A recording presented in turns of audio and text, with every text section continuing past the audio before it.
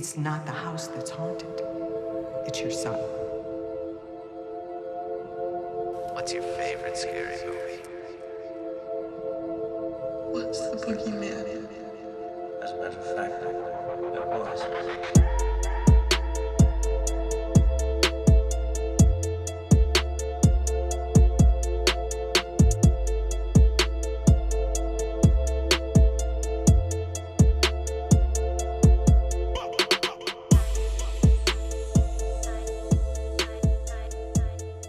All right, I am so ready for this.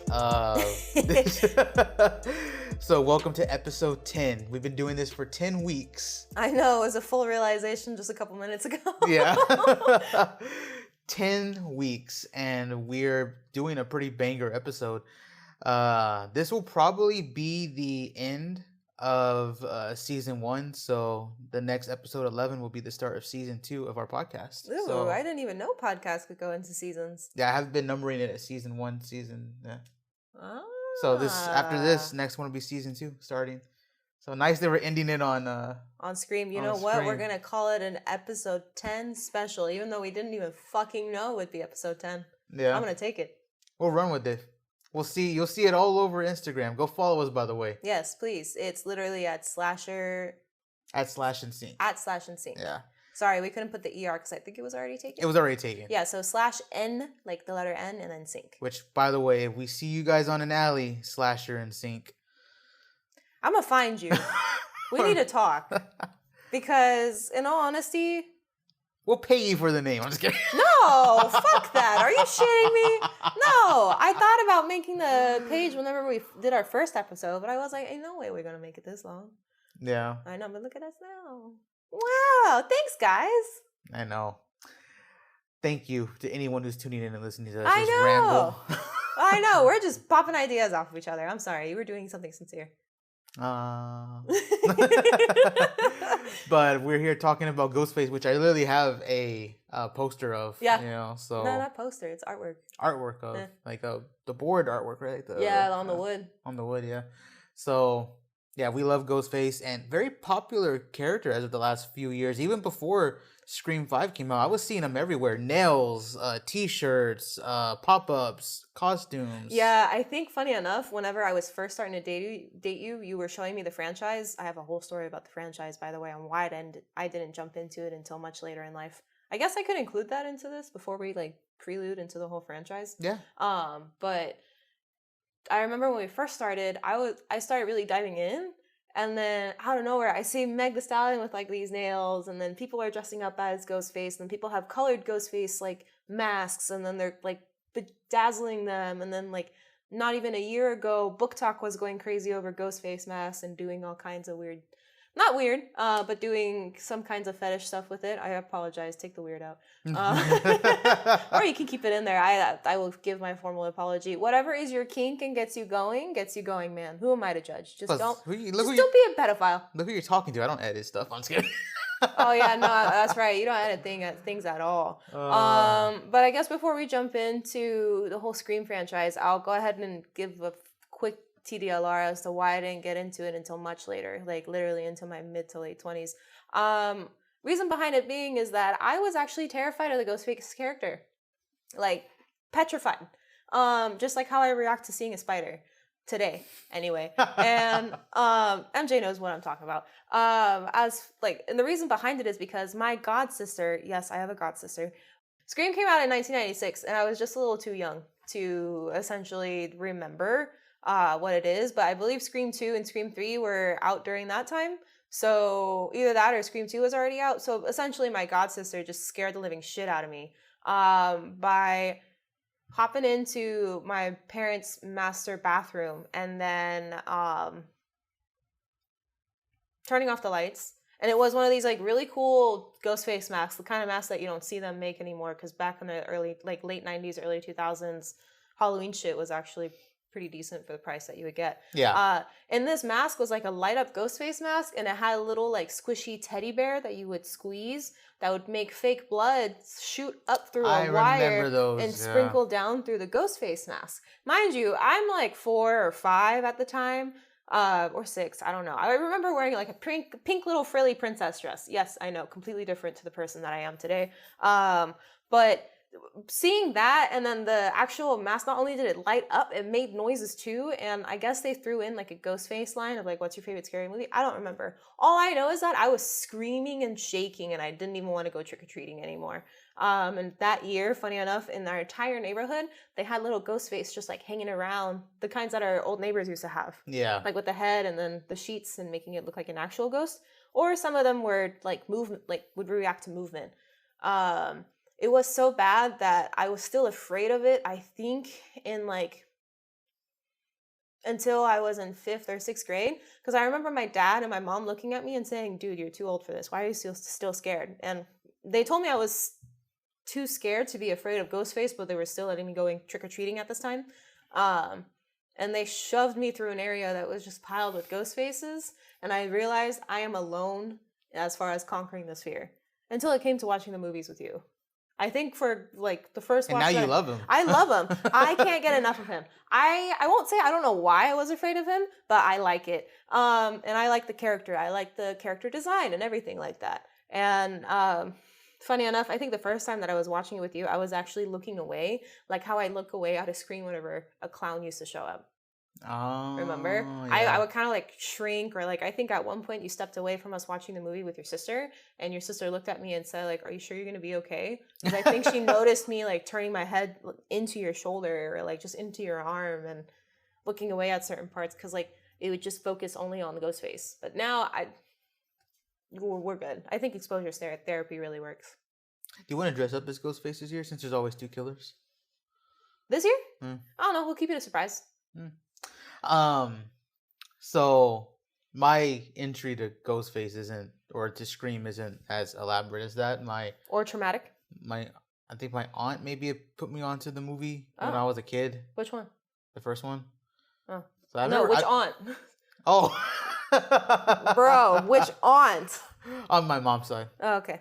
So I think I probably watched the first Scream when I was like 9 or 10. No, like I said, everybody grew up with this franchise. I was petrified of this franchise until 4 years ago.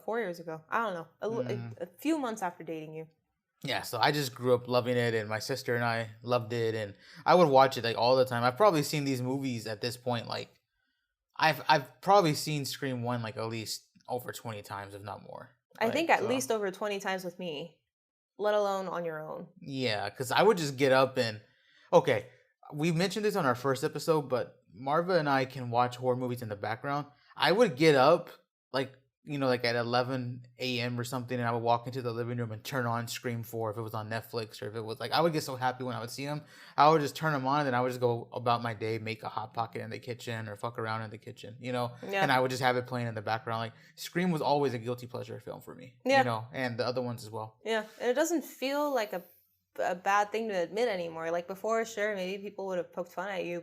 I don't know. I don't know. Well, it's not just about poking fun. It's about people who get scared. Like, people get actual anxiety watching horror movies. I don't. Like, oh, no, that I know. I recently found out that somebody thought that Hunger Games, like the first Hunger Games movie, was too terrifying for them to finish, and they thought that was a horror movie. So, again, not to judge. I just think I'm severely desensitized. Same. Mine for different reasons than yours, but still desensitized nonetheless. So let's get Dark web. Cough, cough. Cough, cough. Sneeze. Sorry, anyway. Let's get into the first Scream film. The order of this is probably going to be a little different than how we did the Nightmare films, but we have notes, so we should be able to streamline everything. I mean, hell, we had notes for the Nightmare on Elm Street one too. I also not as detailed. What I'm referring to is Nightmare on Elm Street. We talked about our likes and dislikes. Oh, we didn't go movie through movie like Friday the 13th. Yeah, this one we're going movie through movie, but we have notes. A little bit more intricate. It'll be streamlined. We can get through it quicker because definitely we left out a lot of stuff in the Friday the 13th and we rambled a lot. So yeah, that's true. I mean, you and I have that tendency regardless, i.e. right now. So Scream 1996, directed by Wes Craven. You had, I think, Kevin Williamson doing the script. And of course you had an ensemble cast and Courtney Cox, Neve Campbell, Drew Barrymore doing the opening, David Arquette. A lot of big names. Yeah, a lot of big names. Rose McGowan too, I believe. Matthew Lillard was starting up. I'm not too sure if Matthew Lillard had already did his other film. I think it was like the SLC Punk film, but I could be forgetting on that one. Or even The Curve, The Devil's Curve. Either that but or around the same time, because he looks around the same because age. he's just young in both of them. He just looks good. And then you also had, I forget the guy's name, but it's Skeet Ulrich, I believe. He was also in The Craft with Neve Campbell, which was a sleeper hit. Yeah. And then Neve was also popular because of Party of Five at the time as well. Courtney Cox friends. Courtney Cox, Courtney Cox. And then Drew Barrymore, it's Drew. It's fucking Drew. She's been huge. She has a fucking talk show now. But anyway, I digress. There was even the news from the interview where Drew was supposed to be the lead, and she was supposed to play Sydney, but she ended up taking the role of Casey, the opening kill, because she thought, it's a little over the top when like the trope of the main character, makes it to the end and she fights her way through. Because remember, in 1996, we'd already gotten most of the Halloween films. Oh, yeah. Most of the Friday the 13th. Yeah. Most of the Nightmares. So the whole having a main girl make it all the way to the end was played out. It was played out. Plus, I applaud her for that. Like, definitely. That's cool. Definitely. I don't think she lost out on anything. Drew standing her ground on that is definitely a 100% good job on her. I feel like trying to think of Drew playing the role, it doesn't really sit well with me. Seeing Neve do it, I feel like just settles well. Maybe it's just because I've watched it so many times, but again, I can't see the character of Casey being, or like the person who plays Casey be Sydney, or like Sydney be Casey. Sydney's Sydney. Plus, like, I feel like if Drew really did sign on to being Sydney, then she wouldn't have been able to do all those other films. Like, yeah. She got too big too quick. She was already too big whenever she was doing this, if I remember correctly. Opening kill, Casey Becker. Oof. That's probably, and even though this is a satire film, because they are poking fun at other horror movies. Oh, 100%. That's probably one of the most intense openings to a horror film of all time. It still captures my attention fully, 100%. I always put my phone down. Not to say I always watch TV with my phone, but my phone's down, my eyes are on the screen, and no matter how many times it plays, I am literally waiting until the end for the opening poster or opening scene to finish, and then that's it. That's a wrap from there. Let's go ahead and get this out of the way. So Wes Craven, horror genius, horror mastermind, Kevin Williamson brought all these characters to life. It's with his beautiful scripts. We can't forget the other recipe to this, or the other mix to the recipe.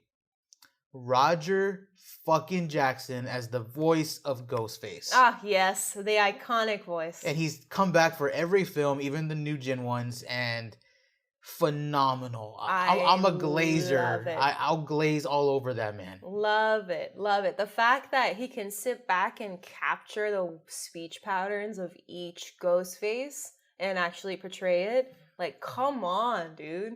Who does that? What was your initial thought when you watched Scream 1 for the first time and you heard that voice on the telephone? I was like, that's him. It's him? No, but I don't He's him. I don't mean that in a mean way, and I don't mean it like that. Like, I mean literally, it's him. Yeah. Because, again, like I said, when I was growing up, there were the robotics, there were the voices, and his voice was in these robotics. So I had that chill going down my spine, and I had those little goosebumps stand up, and the hair on the back of my neck actually stood up. But for the first time in my life, I felt in control of the situation because I had a remote next to me, and I could easily also turn into you and look away if needed. But still to this day, now I don't find it as unnerving, but it's still a voice that is iconic and will forever be iconic. Exactly. It's going to go down. Yeah. It's I think it has gone down as one of the best voices, I think, just in beautiful. A film. Yeah, it's just insane. So, speaking of the Casey kill, we have in our notes here, and that's probably the only time I'm going to bring it up, but we're going to be going through them. So Billy or Stu, who do you think killed Casey? I gotta know, first of all, what you guys think, because I have my own theory. However, the way that you explained it and also told me about other theories, both of them make sense. I feel like it's Stu. My reasoning behind that is that, now, I'm not saying that it's only Stu at that location. No. I'm saying Stu's the one who's dressed up this time. I think it's pretty much confirmed they're both there. They're both there, that's for sure. But I feel like Stu is the one who's dressed up. And the reason why I say that is because Stu knows how Casey's house looks like. Stu knows Casey's habits, Casey's patterns, and so on and so forth. And I mean, if you really want to reach out there, Stu is probably the reason why Casey watches horror movies so much, or one of the reasons why the two of them got together so much, because the both of them watched horror movies, Good quote catch. unquote, all the time. Yeah. So I feel like it's Stu. Billy, however, on the other hand, is for sure on the phone. I know that for a fact. Now, if the phone's in his mask or he's in the car watching everything happen, like, I don't fucking know. But at the same time, I know Billy's there. Now, one could easily argue that maybe Stu sat down and drew out a map or, like, told him exactly where to go and so on and so forth. But I feel like that kill is very personal, and it's almost like a hunt.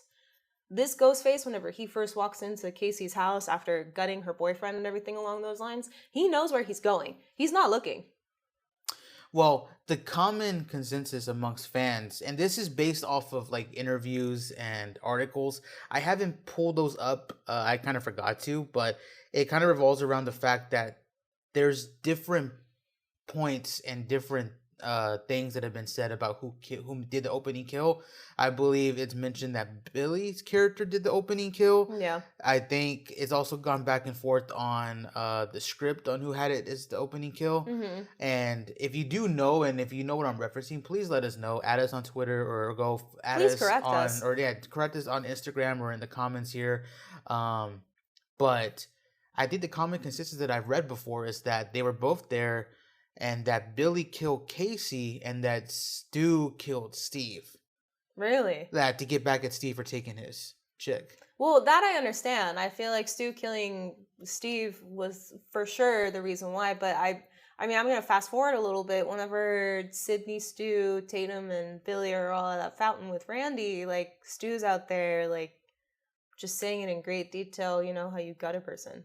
It's not the slash across the stomach. He talks about going from sternum to stomach, and that's how Casey was killed. You and I talked about that. It's almost as if like he's like reliving it, like his trophy moment, you know? Yeah. So which I get it. It can be for both characters, but in my heart, I feel like it's Stu. I get it. There's also another theory that you mentioned when we were walking this time, why people think it's Billy, and it's because you can tell the different ghost faces in this Scream movie on how they kill, because Billy kills with one hand and Stu kills with another. Yeah, he puts his head over. He puts two hands on it. Two hands over his head, yeah. Over his head and down.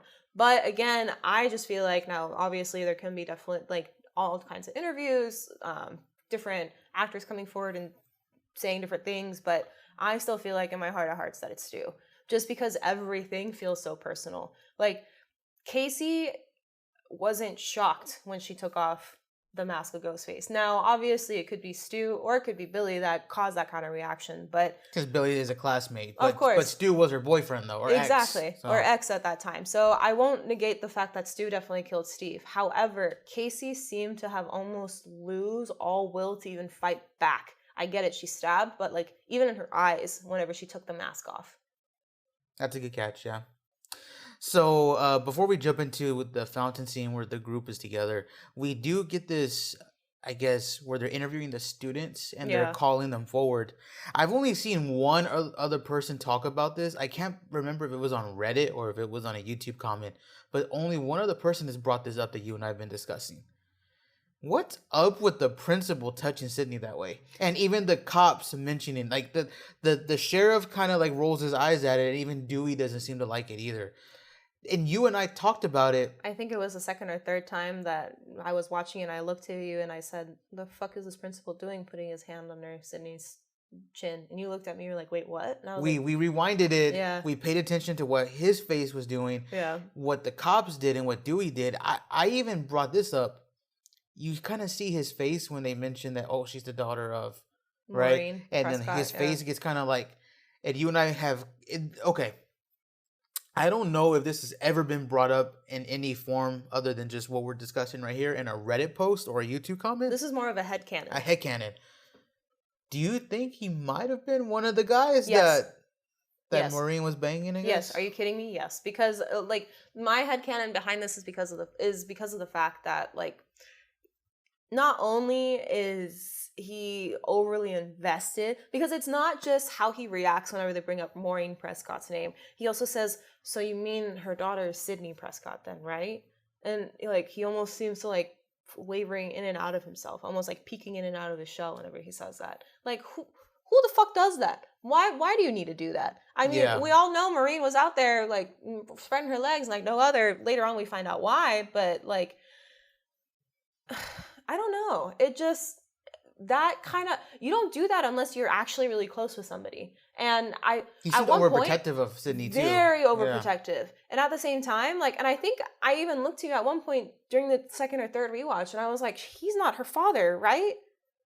And then you just kind of looked at me and you're like, nah, bro, the father's the guy who gets locked up in the closet with a duct tape. The blue jean jacket. Exactly. And I was just like, okay, well, I know the only old man I would ever potentially even, not even 100% sure, and this is like only 10%, maybe on a good day, I would let my father do that.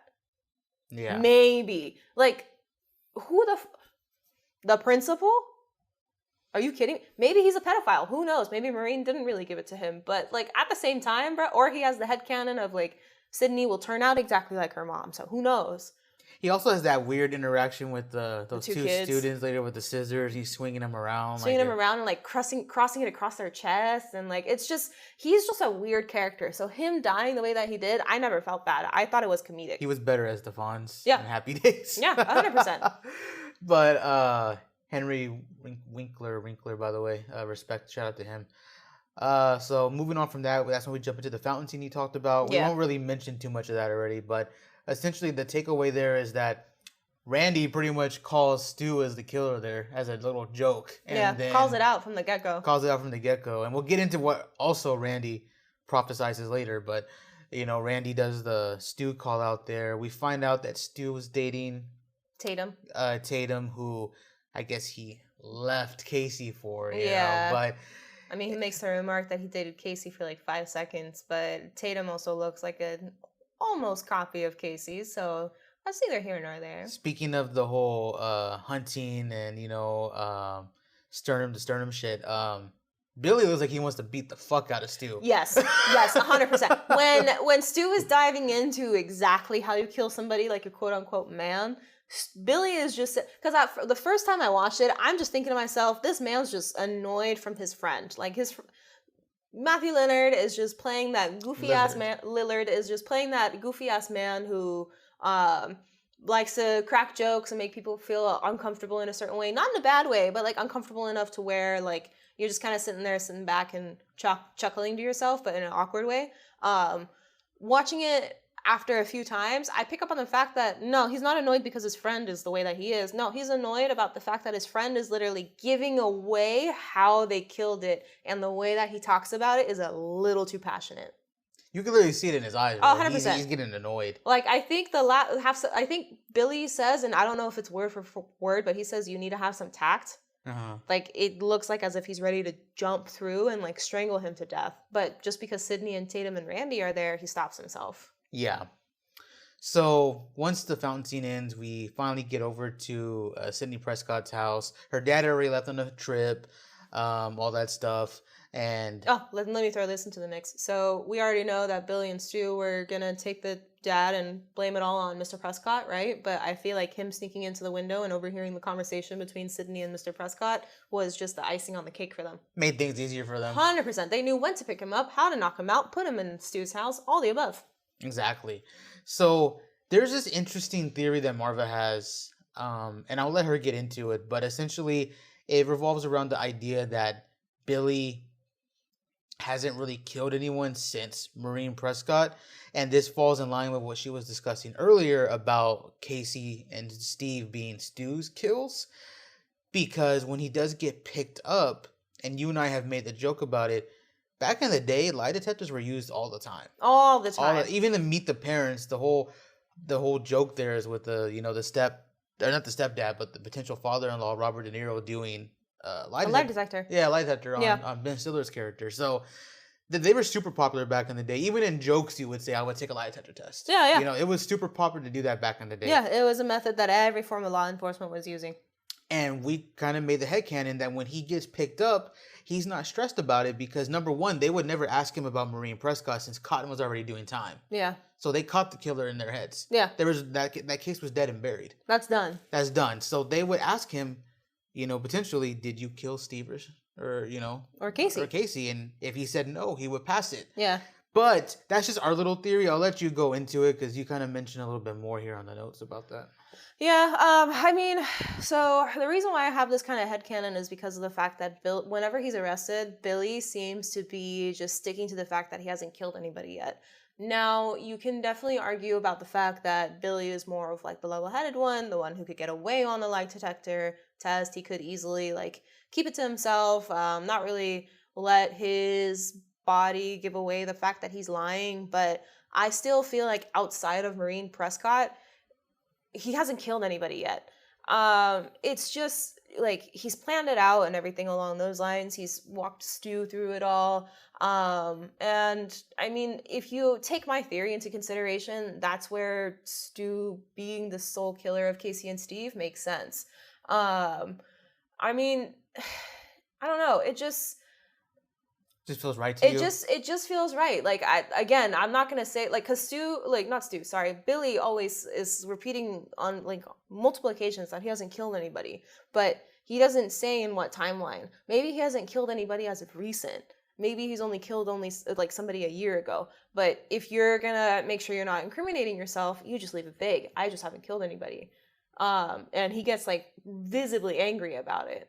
Because the reason why we're harping on this is because Stu was there at Sydney's house. He attacked her. Yep. He did the hammerhead, whatever, put his hands up. So we know it was Stu doing the attacking. Yeah. He could have easily been picked up. Why did they let it be Billy? Why was he the one to go in? Exactly.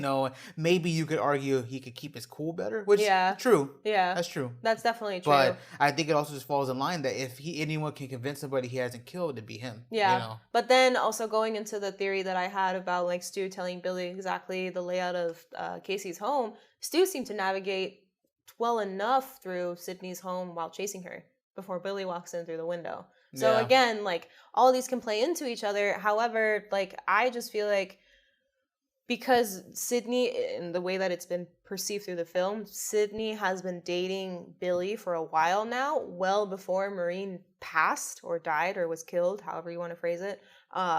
Stu was always in the picture. Stu was always in the mix. Like, no matter what girl he was dating, he was always there. So Stu could have easily come over and hung out with Sydney and Billy while they were just like at Sydney's place and figured out the whole house. So there's also that to dive into. So after this happens, you get the whole Sydney punching Gail scene. Stu, that's hilarious. That's hilarious, by the way. You bitch, right? Sydney then gets a call from Ghostface. We obviously know it's Stu since... Which again, just shout out to Roger Jackson because you can tell it's Stu talking. Yeah, like, the way he talks, the way he enunciates, the way he stresses on certain things. You got the wrong guy, You got the wrong guy, man. So, Shaggy. Throwing the man in there. I'm sorry. I'm crossing two different movies now. So that happens. She goes to school. Billy's let out. She gets attacked in the restroom, which... By the way, I think it's kind of implied that it's students that are like dressing up and coming after her. I think so, yeah. Because the clothes don't match either Billy or Stu. So. No, the shoes don't, the jeans don't. It just doesn't make sense. Plus, Billy walks in an entirely different direction. So unless Billy figured out a way to walk in while Sydney got into the stall and the two girls didn't notice, then... It just seems unrealistic. Yeah. I mean... Unless you're messing with like teleportation. Teleportation with Jason. Yeah. Bars. I mean, I don't know. Maybe they were like trying to rival the Big Three franchise in the 70s and early 80s and bring that kind of like paranormal-esque to Ghostface, but at the same time, teenagers being that sleuthy? No, I highly doubt it. So we get some cool stuff with like Ghostface and the like following Sydney and Tatum at the grocery store, which kind of funny. That's pretty dope. We know that's Stu too, or is it Billy? No, I think it's Stu because I don't know who it could be. I never really thought about it. I didn't really think about it either. I don't know who would be less afraid of a gun. I don't know. We see Dewey licking ice cream. That's fun. Yeah. But my favorite scene that you and I recently broke down as of this last rewatch is the rental store scene, I guess off-brand Blockbuster that works. Or maybe it is a Blockbuster. I don't know. They just don't say what it is. But I do know that Blockbuster did not have a porno section, so... Oh, yeah. So sorry, you have... fast-forwarding to movie 2 or 3. You have Randy pretty much pinning the murders on Billy. So he calls it again a second time. Yeah. That whole conversation with him and Stu is literally about how Billy's a killer. Yeah. And... That's pretty funny. I'll let you say the second part, that you and I recently dissected, but it involves Billy coming up and getting in Randy's face. But I'll let you go ahead and tell it. So the ironic part about this whole conversation that Stu and Randy are having, before I dive into the details, is that they're having this conversation in the horror section. In the horror section of all places. Plus, I think Randy makes the remark that the horror section of the film store that they're in, or the rental store, is flying off the shelves because of the recent murders. And I think Stu makes the remark somewhere along the lines of like, oh, what's happening now is almost like a movie, right? Huh? Yeah. So that's where I guess the whole conversation kind of catapults into how Randy thinks it's now Billy who's doing everything, because look at him now.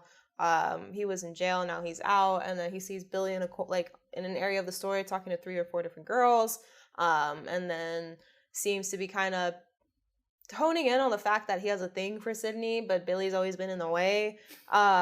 Which, I mean, I would have liked to see an attempt of that, but at the same time, I don't think Sydney and Randy would have worked out at all.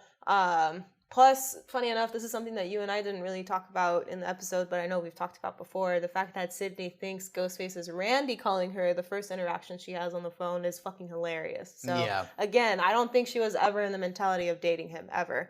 But going back to the conversation in the movie store between Stu and Randy, I think Randy just makes fun of the idea of Billy being the killer, and then magically out of nowhere, Billy comes into shot, and he suddenly has Randy's focus. And you see Stu in the back almost like licking his lips, panting, like looking up and down Randy, like as if he's a wolf and Randy's a piece of meat. He's also looking around too. He's also looking around too, trying to see how many people are around, if anybody will notice. Are they in their own worlds? And like Billy is just bringing off this like would-be big dick energy and like intimidation act. And Randy seems to be shrinking more into Stu, but Stu is also getting closer and closer to Randy. And then all of a sudden you see Stu's head right next to Randy's, and he's just toying with him. Yeah, quite literally, like. It looks like as if Stu is just waiting for Billy's command as to say go, and Stu would have figured out a way to kill him in some way or form. Be it like bang his head somewhere, biting down on his neck, biting down on something, or just clawing at something. He would have figured it out to kill Randy right then and there if Billy said yes. Yeah. And you could see it in his eyes. It was insane. Seeing that for the first time after the amount of times that I've seen Scream brought a new form of passion into the movie, where like it almost feels like Hereditary or any of the newer gen horror films where I sit back and I rewatch again. These, I know they're very cut and dry and very satire to a certain extent, but at the same time, like, it's fun to sit back and see all the little hidden gems that I can find the 20th or the 30th rewatch. Such a good movie. 100%. All of them.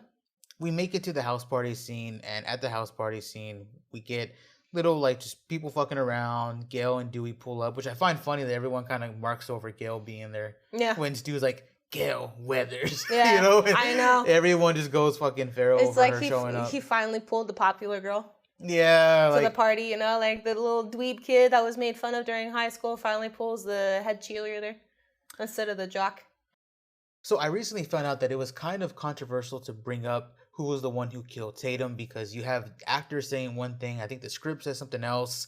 People have their different opinions. I am of the belief that Billy was the one who killed Tatum. I just think that makes the most sense going off of the character that I think so too. That Tatum had, especially when Tatum was always dropping little hints of like, she'll be there for Sydney, she'll stick up for her. Yeah. You know, that, you know, if Billy's around, like, I'll draw blood, like, stuff like that. So how would Billy get close to Sydney with Tatum being around? That's the question right there. So it would explain why Billy would be the killer. Some people like to say that it is Stu because it makes sense. Like, he could walk into the kitchen, grab the suit, go in, kill Tatum, come back, take the suit off and throw it into the closet with the dad. Yeah. Yes, I understand. That makes a hell of a lot of sense.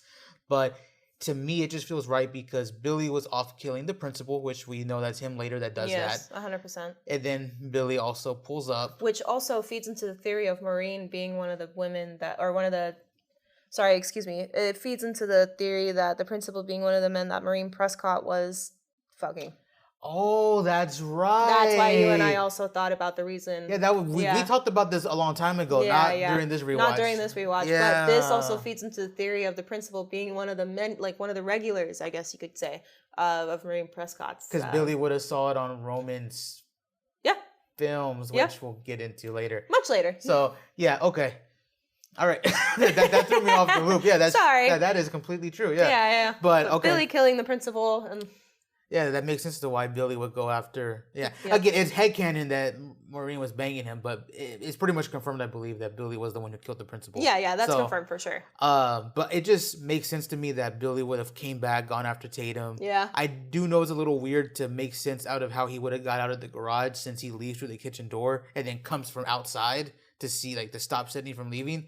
So I know that's a little weird, but I don't know. It just feels weird to say that Stu was the one who do it. Plus, he was entertaining his party. Yeah. So I mean, Billy could have also easily stuffed himself into the closet, changed, and then went back into the garage and walked out of the garage and around the house, because we see the garage door being open and Tatum literally hanging out of the dog or cat door, whatever that was. True. What do you think? I think it was Billy. The reason why I think it's Billy is actually a little different. The reason why I think it's Billy is because of the fact that, like, Stu doesn't seem to really become over the top or even, like, lose his sense of sanity until after he throws that line at Randy of "I'll be right back," whenever they're watching the Michael Myers film and Randy's breaking down the big rules of the horror films. I'll be back. Essentially. So I feel like once because he went to go get beers, and he never comes back up until he's Ghostface again. So what's hanging there? And we come to find out that he did care for Tatum. So obviously, like, Billy was kind of literally killing two birds in one stone by killing Tatum. He was allowing himself to get close to Sydney, but at the same time, it pushed Stu enough over the edge to do just about anything. Tatum was probably one of the few people who was still keeping him grounded enough for him not to go rabid. But with Tatum out of the picture, Billy can easily, like, manipulate Stu. That's dope. Yeah, I didn't think about that. Yeah. So, yeah, that does make some sense. Plus, to add on a little bit to it, Tatum, I feel like, in my personal opinion, now you guys can definitely correct me if I'm wrong, and I'm, again, sorry for interrupting. I feel like Tatum could have easily outwitted Ghostface if she had a little bit more time. It wasn't as intoxicated. I don't think she was drunk, but she was definitely drinking. She gave off Pitbull energy. I could have seen if she had made it to the final fight with Sydney. Yes. And if she knew it was Billy and Stu and not just some random, some like actual Ghostface guy with a mask on or like some figure, I feel like because she was already putting up a fight against them, like, and being completely caught off guard, having a couple of drinks in her and having beers in her arms, like, she was giving him a hard time. So I feel like if she would have made it to the end, she could have been like Sydney's Tara. You know, they would have went fucking ballistic on both of them. Oh, 100%. You know, like I feel like that would have been like a thing, because she seemed like she gave off that Pitbull energy. Like, she was ready to fucking bite, not just bark. And then and it wasn't just with Billy or Stu. It was also with Gail. It was also with Dewey. Like, you see it constantly throughout the movie. She was always a threat. I think she was always gonna spicy. Billy was always gonna need to take care of her. Yeah, or whoever. Somebody was gonna have to take care of her if the two of them were wanting to do anything. But yeah, going off of what you said, Stu breaks, pretty much goes after everybody. Yeah. Literally starts killing motherfuckers left and right. And he becomes hysterical almost. Yeah, because it's funny too, because I wonder what would have happened if Randy had never got the call about the principal. I don't know if it was Stu somewhere outside making the phone call or something, maybe like on the dad's cell phone or... Yeah, because we know for sure Billy was upstairs a little busy with Sydney. Yeah, busy with Sydney. Or if it was just, friends who found the principal at the football field who were letting Stu know. Yeah. They called Stu's house. Yeah. Letting Stu know. So yeah, who knows what would have happened if all those dudes were still there and Stu came out and it wasn't just Randy by himself in the house. Like, yeah. Because I think you're right. I don't think Stu meant to break that way. Like, I feel like they were supposed to just take care of Sydney, kick everyone out of the house, and then frame the dad. Yeah, I don't think it was supposed to go the way it did. I think Tatum was actually supposed to leave and go home, and Sydney was the one who was to stay back. But obviously, like, after Billy got what he needed to be able to kill her, because they were following the movie rules, and at that point, Sydney was still a virgin. Yeah, and obviously the script was written the way it was. We're not trying to, like, discredit the actual creators. No, not at all. This is just our our headcanon of what maybe they thought they were doing, Yeah. you know, in their head, but the script played out the way it did. So that makes a lot of sense to me. And we get the badass, you know, I guess villain speech at the end with Billy. How he set everything up, set everything up. And also, what people don't bring up is that Stu did not know that Billy's dad was fucking Marine. Yeah, and his that's face said it all, yeah. dude. That psychotic Stu-like face that he had disappeared. He was shocked. Complete shock. You could tell. Like, if I was Stu, my stomach would have probably dropped into my stomach hearing that. But maybe, what if it was realization as well as to why Billy probably went off on Marine? Oh, maybe too, yeah. Who knows? Like, there's a lot to take into that, like, reaction, because he was there for both instances. He was there, so. Yeah. He just didn't know why they were killing Marine Prescott. I mean, not fully, anyway.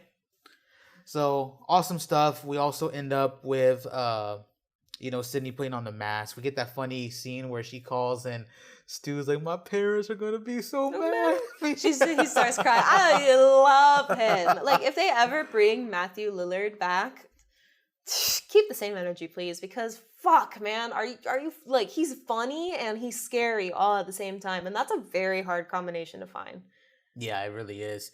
Also, I found this out as of recent when it came. I think I was watching the kill count, I believe, where James mentioned that when Sydney hits Billy with the umbrella, that she actually hit like a piece of like former surgery area, so it broke skin. Yeah. And like actually fucked him up. So you see him actually in pain when she hits him. His reaction is real. It's not acting. And I don't know. I just thought that was like a pretty dope scene. But obviously, Sydney comes into her own. She takes care of the day. Yeah. Saves the day, takes care of Billy and Stu. Drops the TV on Stu. Shoots Billy in the head. And there you go. The final survivors are Sydney, Randy, Gail, and Dewey. But let's go ahead and move on to Scream 2. So, same idea. I think they're running with the whole, let's get a pretty big actress for the opening kill. Yes. You get Jada Pinkett Smith, who was very popular at this point in time. Or Jada Pinkett now, however you decide. Or Jada Pinkett, who was, Jada Pinkett actually back then. Who was very popular at that time, you know, doing movies like Set It Off. She was in a TV show, I believe, as well. She was in The Matrix as well. Matrix. 2. Poetic Justice, I believe. A lot. She was everywhere. Yeah. Everywhere. But she's the opening kill. Yeah. I'll let you kind of explain all this right here. So when Jada and her boyfriend first walk in, I don't know the names of the characters. I just know Jada and her boyfriend. Sorry. They're like plays, aren't they, of the original names? They're like They are plays. I think each of them. I think the last name of the guy is Stevens, like hinting to Steven. Like and Phil Stevens, Marine Evans. Evans. Okay. There you go. So Phil and Marine. There you go. Phil and Marine go to the theater, and while they're going to the theater, they're kind of like talking back and forth about what movie they want to see. Regardless, they end up in the theater for the Stab movie to come out. It's a big deal. The theater has given out a bunch of different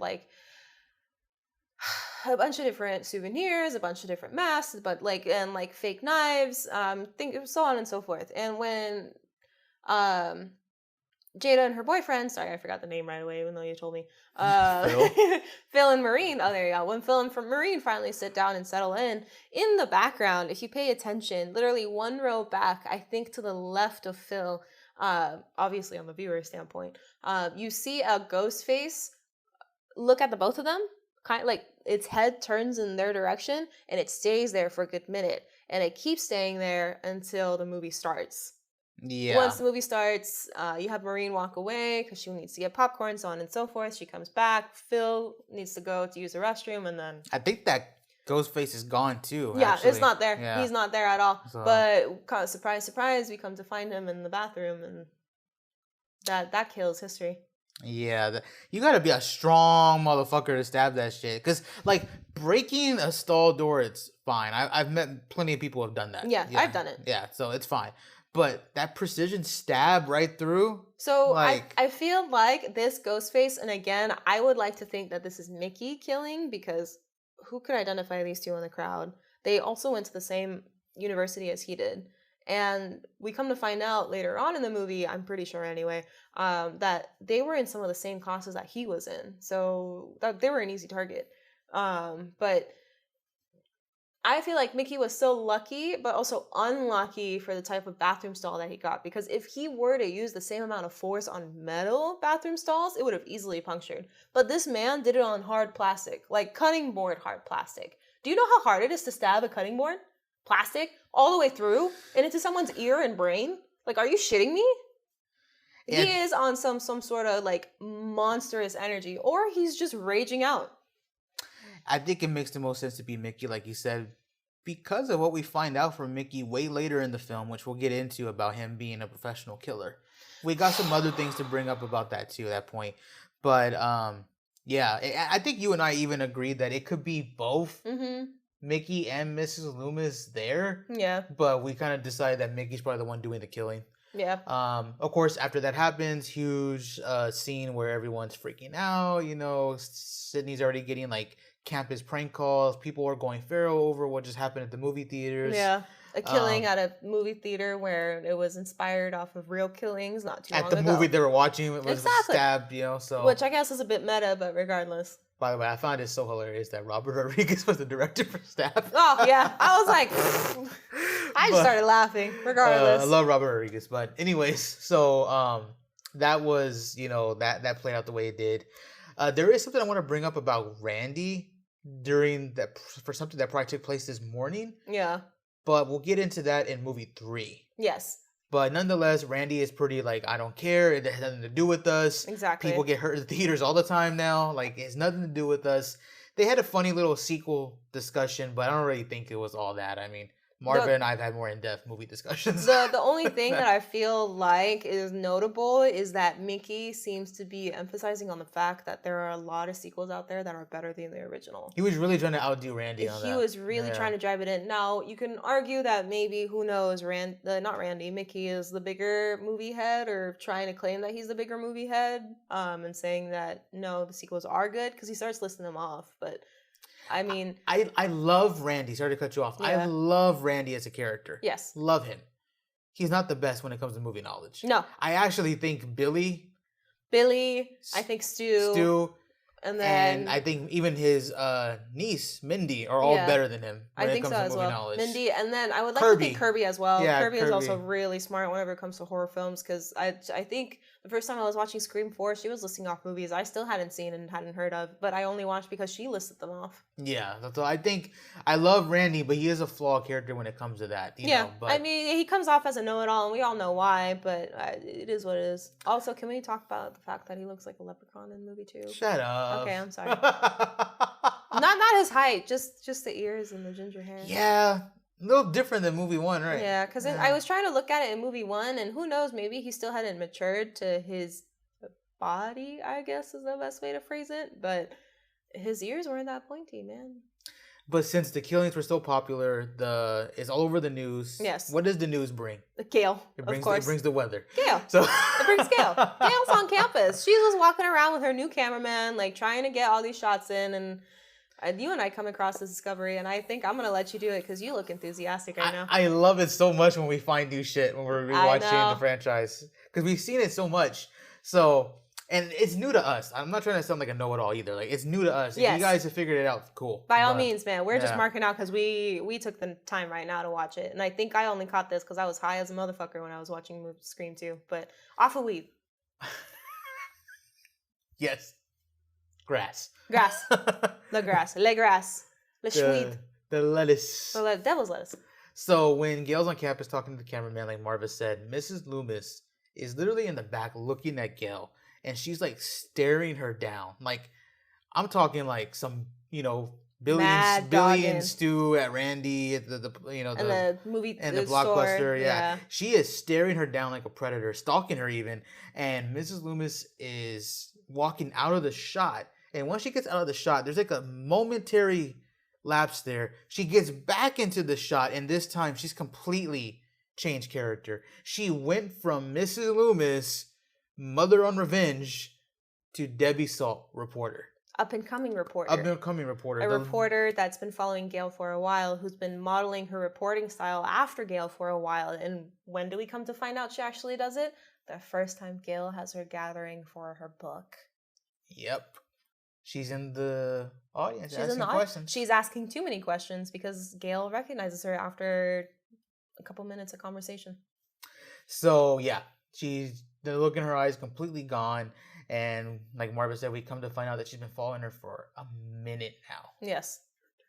So, essentially, after this point, you have the big sorority parties. Sydney finally goes. You have, her name's Hallie. Hallie, who's constantly trying to get her to go to these parties. Sydney finally goes. She's talking to Hallie whenever the sorority girls are turned away and calls them airheads and so on and so forth. But I'm sorry, and I don't mean this in a bad way. And if you guys attended sororities or fraternities, by all means, man, you guys did a great job. I applaud you. They weren't for me, but Sydney also really does look like a sorority type, so I'm not surprised about the fact that she was being scouted. The thing is, like, and I would like to really expand on this a little bit more, especially after the article that we found, because in all honesty, I thought it was Mickey and Hallie who could have been like the two killers in the original script or like unwritten script or whatever, but I feel like movie 2 for a good hot minute was really trying to go overboard and push the fact that Derek was the killer, that he was the one who was doing everything. There was almost a sense of predictability with his movements, like the fact that he got slashed without any arteries hitting his arm, the fact that he's the boyfriend this time, the fact that the killer was the boyfriend last time, like it just was too much, that it felt like it was literally being shoveled down your throat.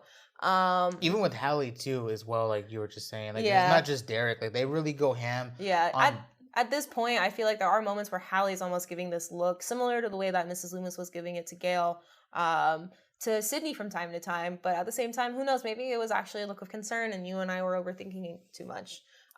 There is, I have not yet found an article or an interview to nothing official. Yeah, but it's all over the place. Like it's common knowledge. If you could probably go check out, I think Scream 2, the kill count with the Dead Meat channel. James probably brings up where this comes from, but the idea was that her and Derek were supposed to be the killers. The original killers. And the original you and Scream I thought 2 it was script. Mickey and Hallie because of the fact that they were dating. Yeah. And it would have been pretty funny that this time the best friend and the best friend's boyfriend are the ones hunting Sydney versus like her boyfriend. Because I feel like after Scream 1, or at least Scream, I guess I should say, it would have felt a little overplayed if Derek really was the killer. Having Derek's best friend be the killer, now that's something else.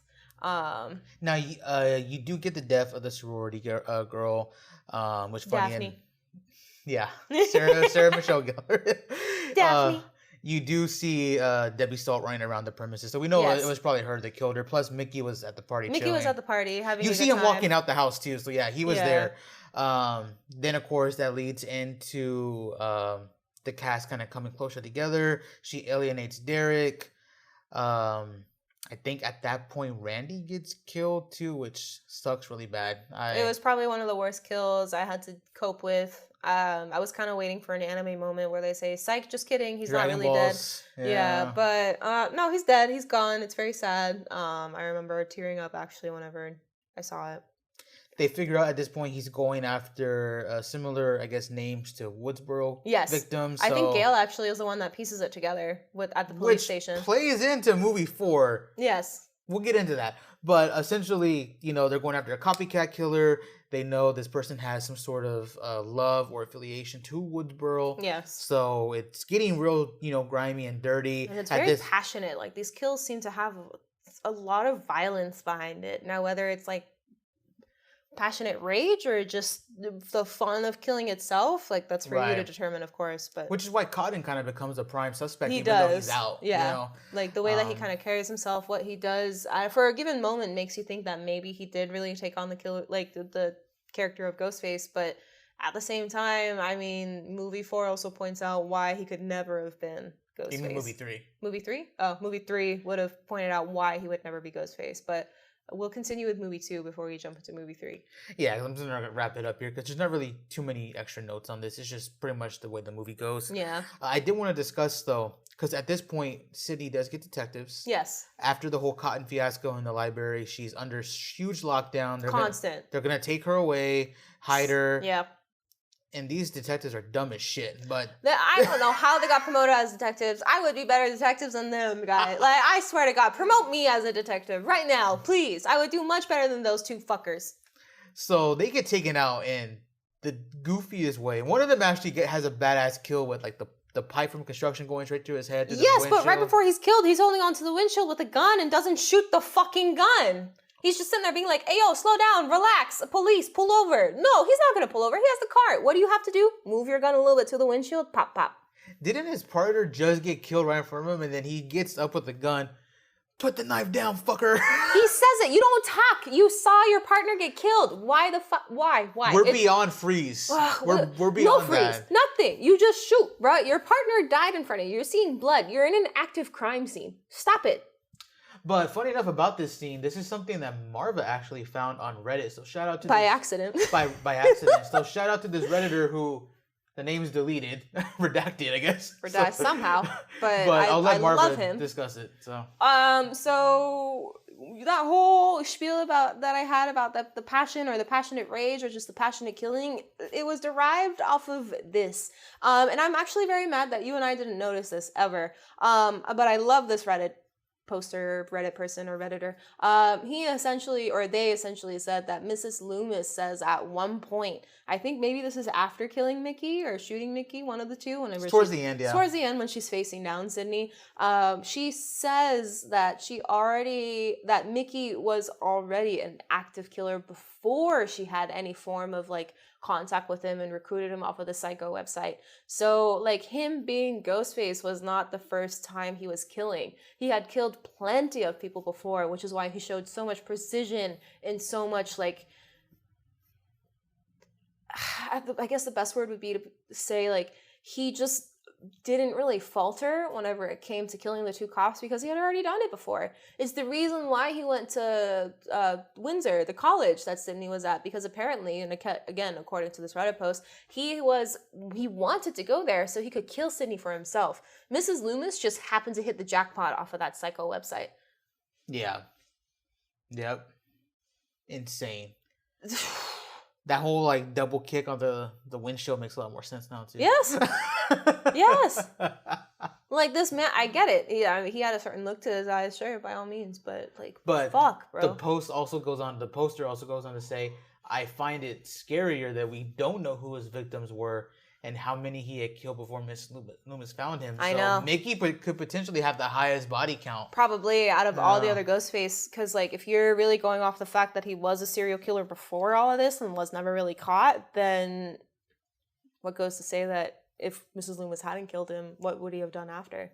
Because right at that given moment, he was doing it for the thrill of the movie, for doing the remake, for doing the sequel. Yeah. But once he was done, he would find another reason to kill. Mrs. Loomis and Sydney kind of have like a pretty cool back and forth. I don't think the season 2's final fight really, or Scream 2's final fight matches up to 1. I just think the reveal was done a lot better in 1. Yes. But 2's like Mrs. Loomis's revenge makes a lot of sense. So it does. I fucks with it. The fact that she lost all the weight and did all the plastic surgery, yeah. and the fact that she made sure to stay away from Sydney. She was scouting Gail. So she was scouting Gail. You could tell she put the work in. So, she did. And they tell you this throughout the movie, so it's not some random thing. No, so that's why I fuck with it. It's all hinted. Yeah. I fucks with it. They have a final fight. Cotton comes up. Cotton kind of saves the day, which leads into why he's a little famous later, but we'll get into that. Sydney, of course, gets the final kill again. You know, she drops that whole bar of like, just to be sure, boom, pops. In the head. Pops her in the head. Yeah. Mickey pops up for one final scare, similar to what Randy said in movie 1. Yep. Every character has a final scare. So Mickey pops up, and I think Gail and Sydney. It still wasn't Cotton, but Gail and Sydney are the ones to unload on him. Yep. And that's how we end off with Scream 2 with the survivors beating Sydney, Dewey, Gail, Cotton. We didn't talk about it that much, but Dewey, I love Dewey in this movie. Yes. He also foreshadows Sydney's life in Scream 3. Yes. Which I find pretty cool. It's pretty cool and it's a little fucked up. You mentioned that it probably makes sense because of how close he was to Sidney through Tatum, and he Yeah. lost his sister. Yeah, I think, and what I had told you at the time was that the reason why he seems to be so concerned for Sydney is because of the fact that, like, it's implied that Sydney and Tatum have been friends. We don't know for how long, but long enough to where they're comfortable to sleep over at each other's houses. Plus, when Dewey lost Tatum, we never really got to see Dewey mourn. He just kind of, and who knows, maybe it was off camera. He was like crying and throwing himself around constantly, which is why he was so overprotective in this movie, saying that you shouldn't have gone to college, you should have just stopped your life, lived in somewhere like in isolation all by yourself, because you're always going to be hunted. This all could have stemmed from the fact that he saw his sister be brutally murdered by his boyfriend, or by her boyfriend and boyfriend's best friend. And just, I don't know. I feel like if my siblings' friends were ever really around a lot and I was close enough to them and I saw my siblings be killed in a similar manner, or in a brutal way, then I would also project that kind of like sibling type of love to the friends too, especially if they grew up with me under the same roof. No, yeah, I agree. Yeah. So I don't think it's a weird kind of love. I just think it's more of like a brotherly, sisterly kind of love, which plays out more and more throughout the franchise. I didn't bring this up earlier, but funny enough, Scream 2, Rotten Tomatoes, the critic score is way higher than the audience score. Yeah. I find that very interesting. I think Scream 1... it's 24% difference. Yeah, I think Scream 1 is kind of like in the high 80s. It's pretty common, or pretty, you know... Well-liked. Yeah, this one, the critics love this shit. And yeah. I actually like Scream 2, and I think I like it a lot more after our rewatch. So. I like Scream 2 as well. I never really saw any issues with it. Did I think it was the best sequel? No, but I think it was good enough. It's definitely arguably one of the best in the franchise. Yeah. If you want to count 1 through 6. Yeah. A little bit harder when it's just 1 through 4. Yeah. But jumping over to Scream 3, which also it's 38% audience score, 41% critics. So the critics actually seem to like 2 and 3 more than the audience. But again, you never really want to judge off of critics. It just gives you a nice little idea of what to expect. But Rotten Tomatoes, I usually don't use that to judge my movies. No, I don't use any critics to judge my movies, but regardless. It's all good. So before we get into the heavy stuff of Scream 3, I did want to say that this movie is notable for having multiple rewrites already. Kevin Williamson, who did the script for 1 and 2, did not come back for 3. I can't remember exactly what it was. If it was scheduling conflicts, contract conflicts, or if he just wasn't brought back. I know Wes Craven directed 3 as well. Mm-hmm. And we do know from Matthew Lillard, though, from the Bob Benedict podcast back in 2009, that he was actually in talks to come back for Scream 3, and he was going to play the villain. Oh, but that would have been pretty dope. But because of the whole Columbine school thing that happened, the scripts got rewritten, things changed.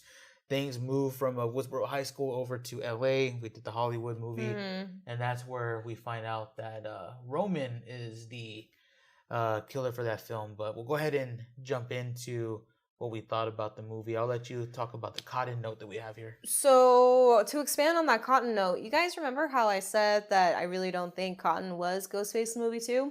The opening scene in movie 3 explains it very well. Very well. I feel like I need to say no more, but I can definitely expand on this just a little bit.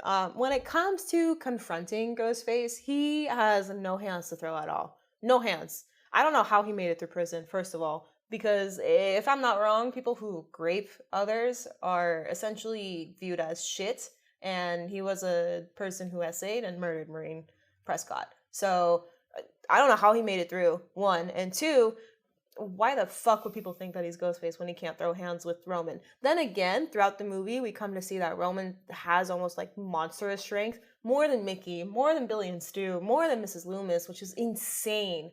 But at the same time, like, Cotton can't fight for shit. Plain, done, and simple. He can't. Yeah, he really... It's kind of bad. And plus, you would think that there would be some sort of factor of, like, he's dealt with Ghostface before. Yeah. So there might be something there. Like, even Randy didn't really seem too afraid of, like, talking shit with Ghostface. Like, he wasn't, like... Nah. He was there. He was on the phone. Obviously, he got caught off guard. Yeah. In a van, which is probably the worst place to try and fight somebody. So... Yeah. with how scrunched up you are. So, Yeah. but it's like, again, not to try to defend Randy here, but again, it's like, well, Cotton, you would think you've dealt with him before, bro. You're not packing a gun in your car. You're not packing. Nope. I guess maybe LA back then is a little different, but something, something. I mean, he had a golf club and a pick, right? Yeah. Fire pick. No, he had a fire pick. His girlfriend had the golf club. Oh yeah. Yeah. I mean, they should have asked him to a game, Roman. Whoever wins, could get to live. I don't know, man. It was just the kill. I won't say it was comical, but I feel like they also kind of saved their money a bit. Well, not really save their money, but they didn't have to go looking out for a new actor because the actor for Cotton, I think you mentioned, was already like doing a bunch of different movies at the time with like X-Men and a few other things. Yeah. So I mean, they kind of did a twofer because he was already on movie 1 and movie 2. And they didn't need to bring in another big actor. Like No, they yeah. could just use him and write him out. Yeah, exactly. He wouldn't need to stick around for 4 or any of the other movies that came out years later. He was already dead. So at this point, that's when we get introduced to Sydney again. She's living on her own, which goes back to What Dewey said. Dewey said. In So movie 2. Throughout movie 2. yeah, so she's pretty much living that life. Exactly. Dewey foreshadowed it in movie. Like new alias, completely different landline, lives on her own, multiple locks, has a dog, like full 9 yards. Her dad doesn't even live with her. He comes to visit. Yep. So. And he's the only one who knows where she is. No one really knows where she is. Well, maybe Dewey does, but I think Dewey has her number, but yeah, I think that's it. Yeah. So like it's very anonymous, very like hush hush. She's very paranoid, and I don't blame her. We then see Gail. They all come into play. Detective Kincaid. Kincaid. We see Dewey again, and Dewey still kind of got the limp going on, which disappears in 4, but we'll get to that later. Maybe he did PT. Who knows? Maybe went to Mexico and did stem cells. Maybe. Or South America, I guess. Anyway, who knows? But one fun little thing that I forgot to bring up in my notes is that when you see, I think the name is Jennifer. I forget her actual name, the actress's name. She was pretty popular back then. No, I don't see it in the cast right now. But she kind of comes up from behind Gail, and she looks almost like starstruck. Yeah. And then she runs up to Gail, and she's like super happy. And then Gail drops some like one line on her to bury her, and then that's when she like changes, like her mood shifts, and now she's ready to go bat for bat with Gail. And I thought that was interesting because that plays into later with her hanging around Gail so much. Yes, you could argue for the reason that she brought up, but she could have picked anybody else. Yeah. And, she could have went and hung with Dewey. She could have went and hung around the detectives. She could have asked for help from the detectives, like a bodyguard or something. No, she chooses Gail, and I think it's because she actually is a fangirl of Gail Weathers. I think so as well. Like, it's very evident. It's very obvious. Like, yeah, she's shitting on Gail at some point in time, but it's also Gail's because Gail kind of started it. Yeah. Gail was like, you ain't shit. Just go away. Yeah. But we come to find out Jennifer actually helps out Gail in a lot of her investigations, so... There's that. Yeah. One of the cast members named Sarah Darlings ends up getting killed, I think, after... She's the next kill after Cotton, right? Yeah. So she's the next kill. It's pretty dumb, pretty comical. Like, she really didn't need to be there, in my opinion. She could have just left once everyone started closing up. And yeah. I also think it's funny, too, because the death doesn't make too much sense to me because, like, Roman would have had to have planned all of that for it to work out the way it did. Her walk into the room that he was in. Yep. Her make it down the hallway of the area he was in. Yep. He would have to have planned that security guard coming right on time for her to get scared of his shadow to not leave the building. Yep.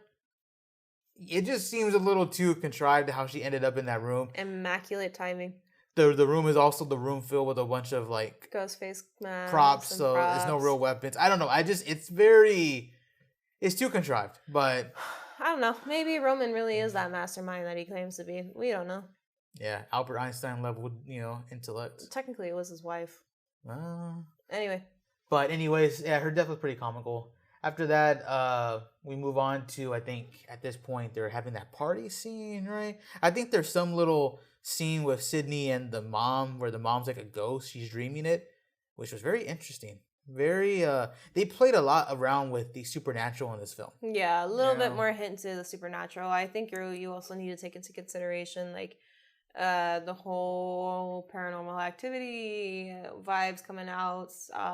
People like this movie was before that. Oh, never mind. Well, then this was also during the I guess Freddy Krueger, because Freddy Krueger was a little bit more on the paranormal side as well. So why not make Marine or make it just like Sydney herself? I think New Nightmare was like 98, 2000, but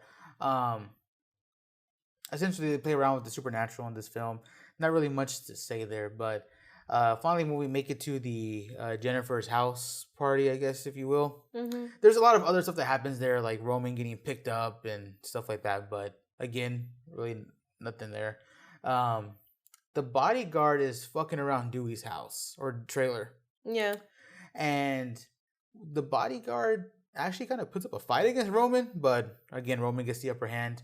And when he stabs the bodyguard in the back, he's actually able to walk on his own and make it back from Dewey's trailer, which was like on the other side of the area, back to the front of the house, which is pretty badass. Shows how, I guess, tough he is.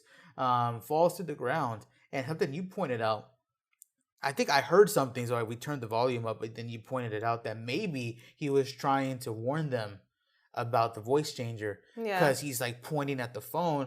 And I think the reason why we brought that up is because Dewey's the one who's like coming towards him. Yeah, from the house. And Dewey was the one on the phone with him in the trailer. Yeah, technically. Or at least according to the bodyguard's thoughts. Yeah. So we don't know if the bodyguard was trying to really say. Yeah, maybe he was trying to warn the other people that Dewey was the killer. Yeah. Or maybe he was trying to warn Dewey that they got your voice. Yeah. There's like all those three options, but we don't really know. All we know is that he was pointing at his phone and excuse me, at least at this point in time, like little detail that I just thought was kind of cool to bring up. It's kind of hinting at it, but I mean, it is what it is. Because it plays a big part later, the voice changing thing. So after this, I think who gets killed is the guy for Dewey, right? The actor for Dewey in the film. I don't know. Stabbed, right? He gets killed. And then we see Ghostface get shot, I think, a few times. Dewey makes it down the hill after the explosion. Yeah. He's gone. So this is our first hint to the fact that, are we dealing with a supernatural Ghostface?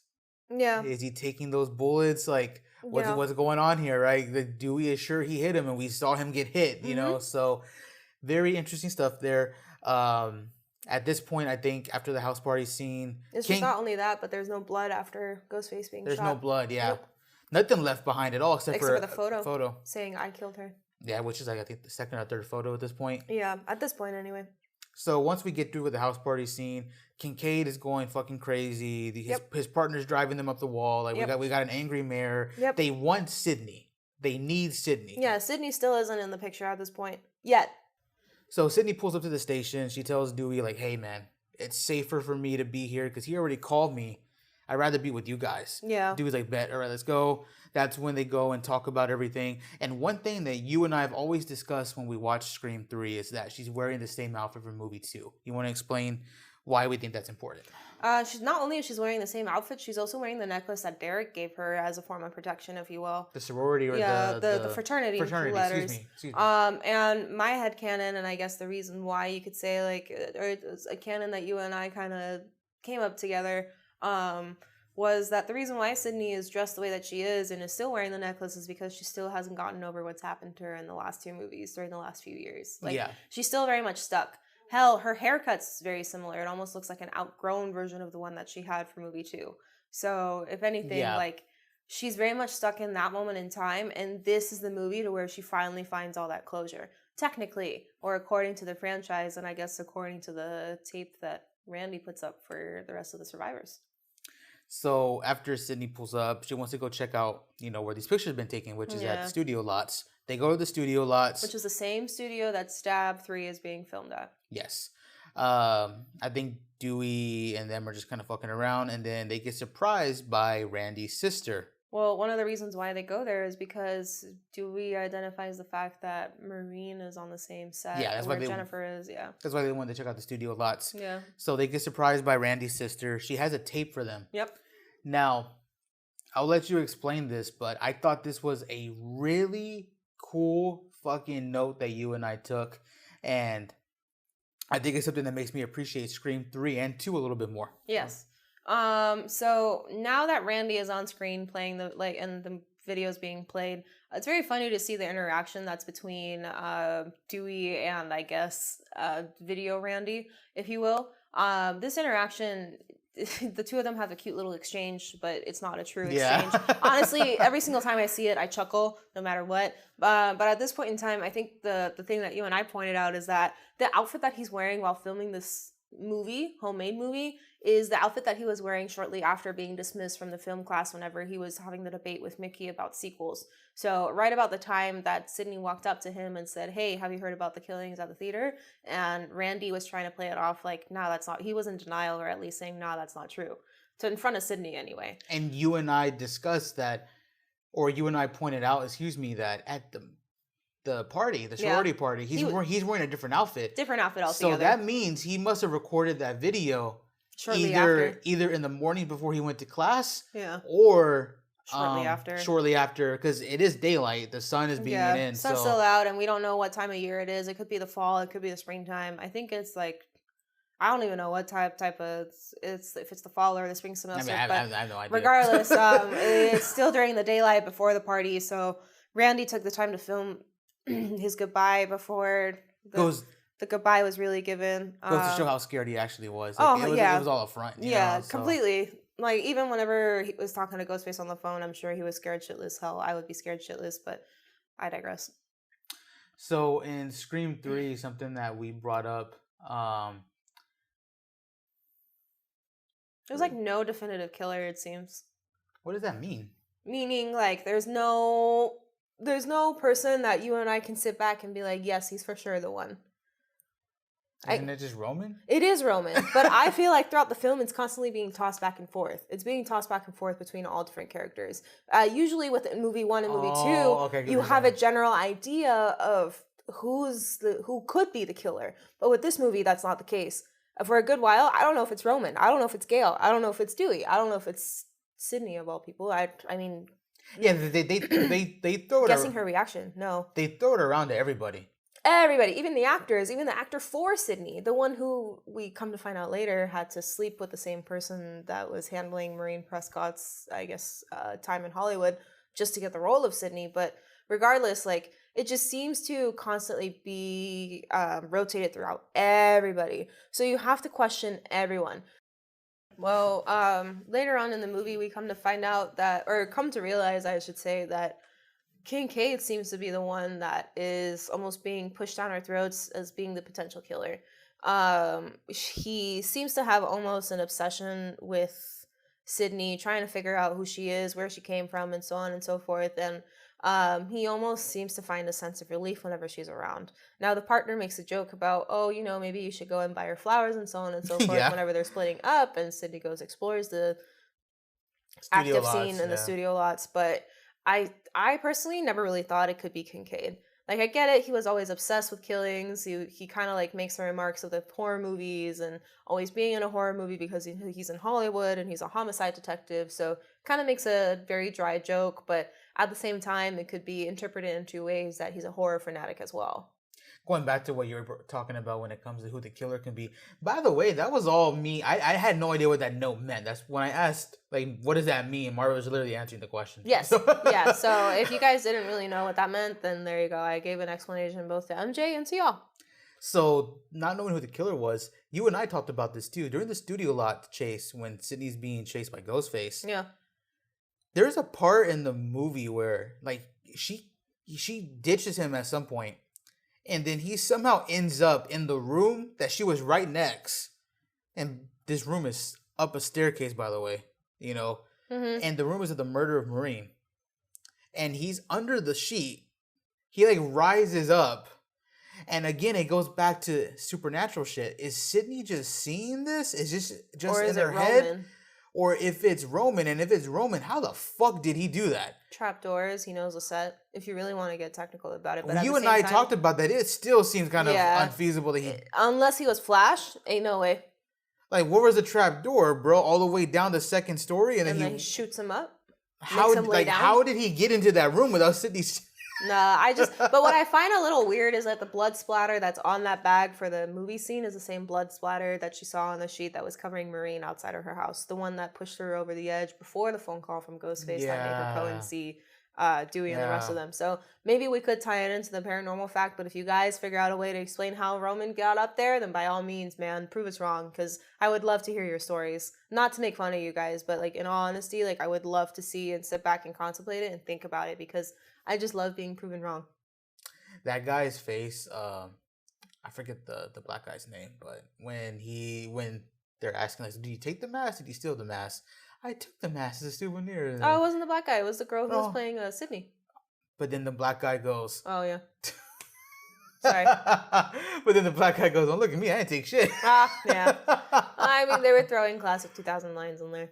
Oh man, yeah, that's like 2000s humor. But after the whole studio lot chase scene and all that stuff happens, so when Gail, Dewey, and Jennifer walk into Milton's office, Roman kind of does like a double take at Gail and Dewey, which is kind of funny. Yeah. You know, so. Before this, though, mind you, we come to a scene where Roman is almost throwing a temper tantrum at Milton, saying like, "Look, my movie's being canceled, so much death," and so on and so forth. So there's that. And then lo and behold, right when Roman is exiting and closing the door in Milton's office, in the background you can kind of see, obviously it's blurred out, that Roman seems to be giving this leering look, this look of like anger, or at least he seems to have his head down but looking up at the same time.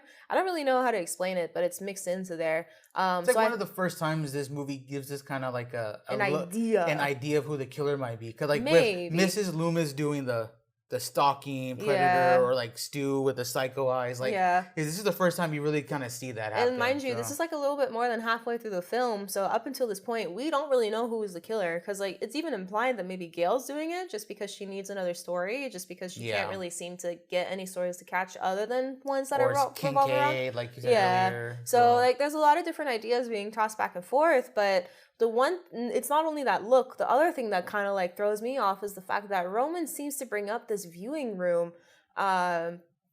Finally, I guess during that party scene at Milton's place, whenever they make it. Now, before the scene plays out, you have Milton kind of put a front up as far as who Rena Reynolds is, Maureen Prescott's stage name.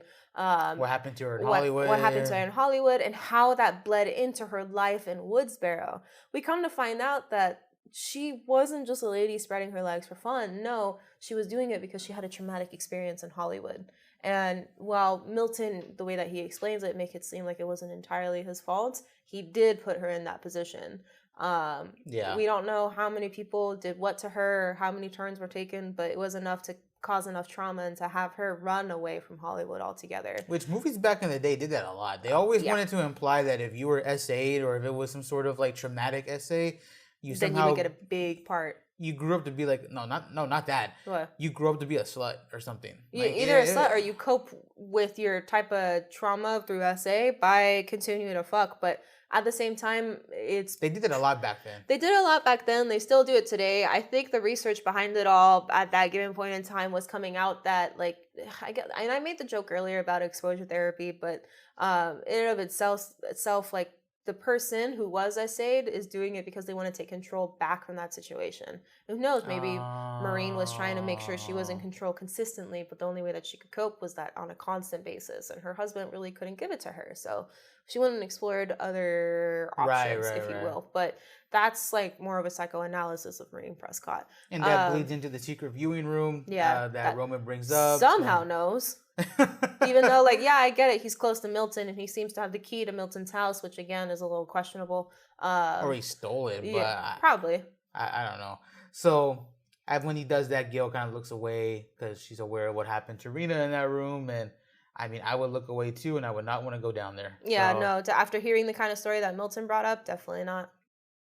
Well, after the whole scene and everything, I guess Roman kind of escorts Jennifer to the viewing room to kind of see her. Dewey and the other two guys go, or the guy and girl everybody go. else spreads out, but Gail and Dewey are just kind of left on their own to make do with what's left of Milton's place. And they come across this little baggie that has some Ghostface supplies, if you will. Ghostface knickknacks. Yeah. And the one thing that kind of throws me off for a loop is the fact, and I think is really smart on Roman, is the fact that when Gail and Dewey find the voice changer is set to Roman's voice. So he's already, but let's say it was somebody else's voice. It was Dewey's, or it was Gail's, or it was Sydney's.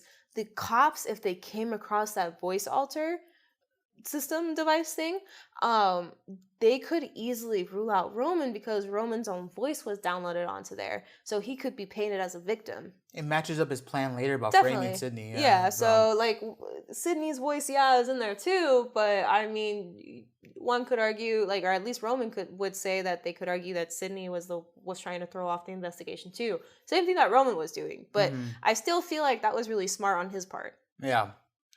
Obviously that leads to a whole scene that plays out for everybody. Yep. I just have to say this. We're 3 movies in, bro. Dewey ain't doing shit to Ghostface. Nope. It's still sad. Yeah. He can't even get a hit in, dog. No, I feel like he's the play on that one cop from the Halloween movie that can never get a hit in with his gun.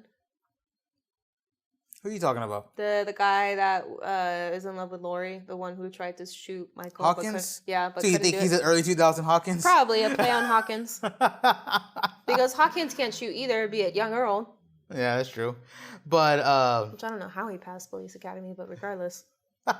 Same with Dewey, at least when he was younger. But Roman just goes feral. He goes after everybody. Yes. He literally kills anything in his way. The only people left after this massacre is Dewey and Gale and Sydney. Which props to him on all the different movie props that he used to his advantage in making it seem like he was also killed by Ghostface, because god damn, bro, were they like actually convincing. He stopped his pulse too, I think, right? They didn't like Gale Didn't they check say it was a dummy?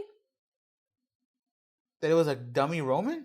I thought it was a prosthetic. Not really him. Or did he slow down his pulse enough to where they couldn't feel it? I don't know. Did they say that? I don't know. You guys let us know, please, because I would love to figure out that answer. I don't really remember how, because I know Jennifer finds his body, but I don't know how they determine he's dead.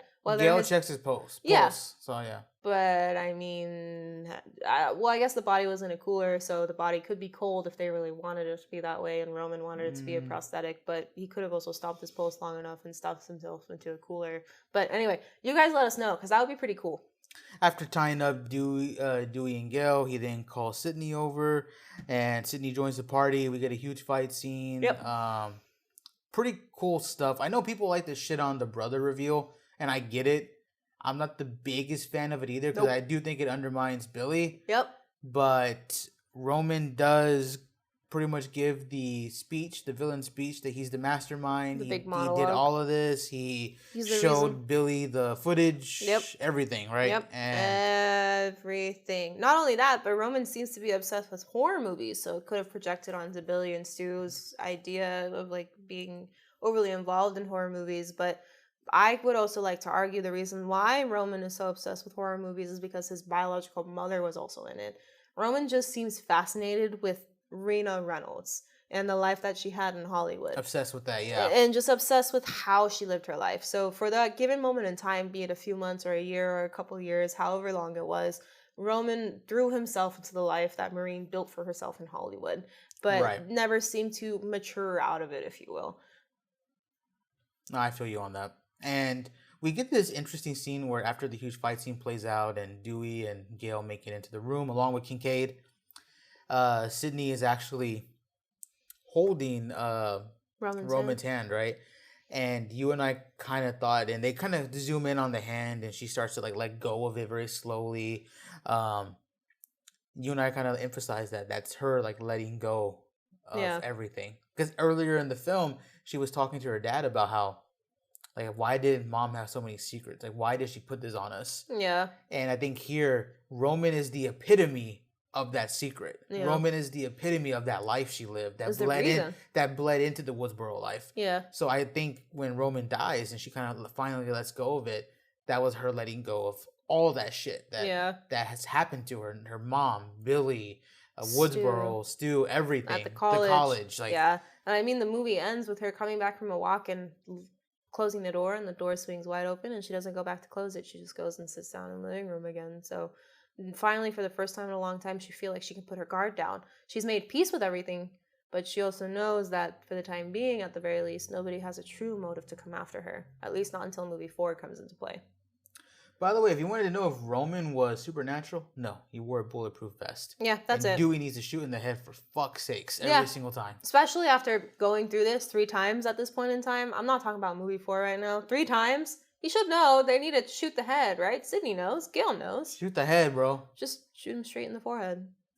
But moving on to Scream 4, from what I know, I don't know any secret articles or interviews about this movie. Nope.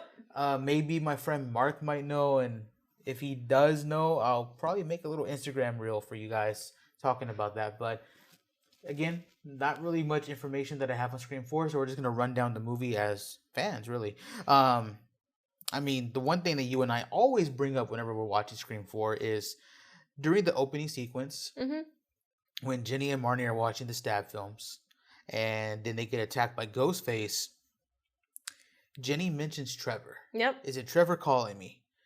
Or is Trevor calling right now? Now, we do find out later that Trevor does cheat on Jill. Yep.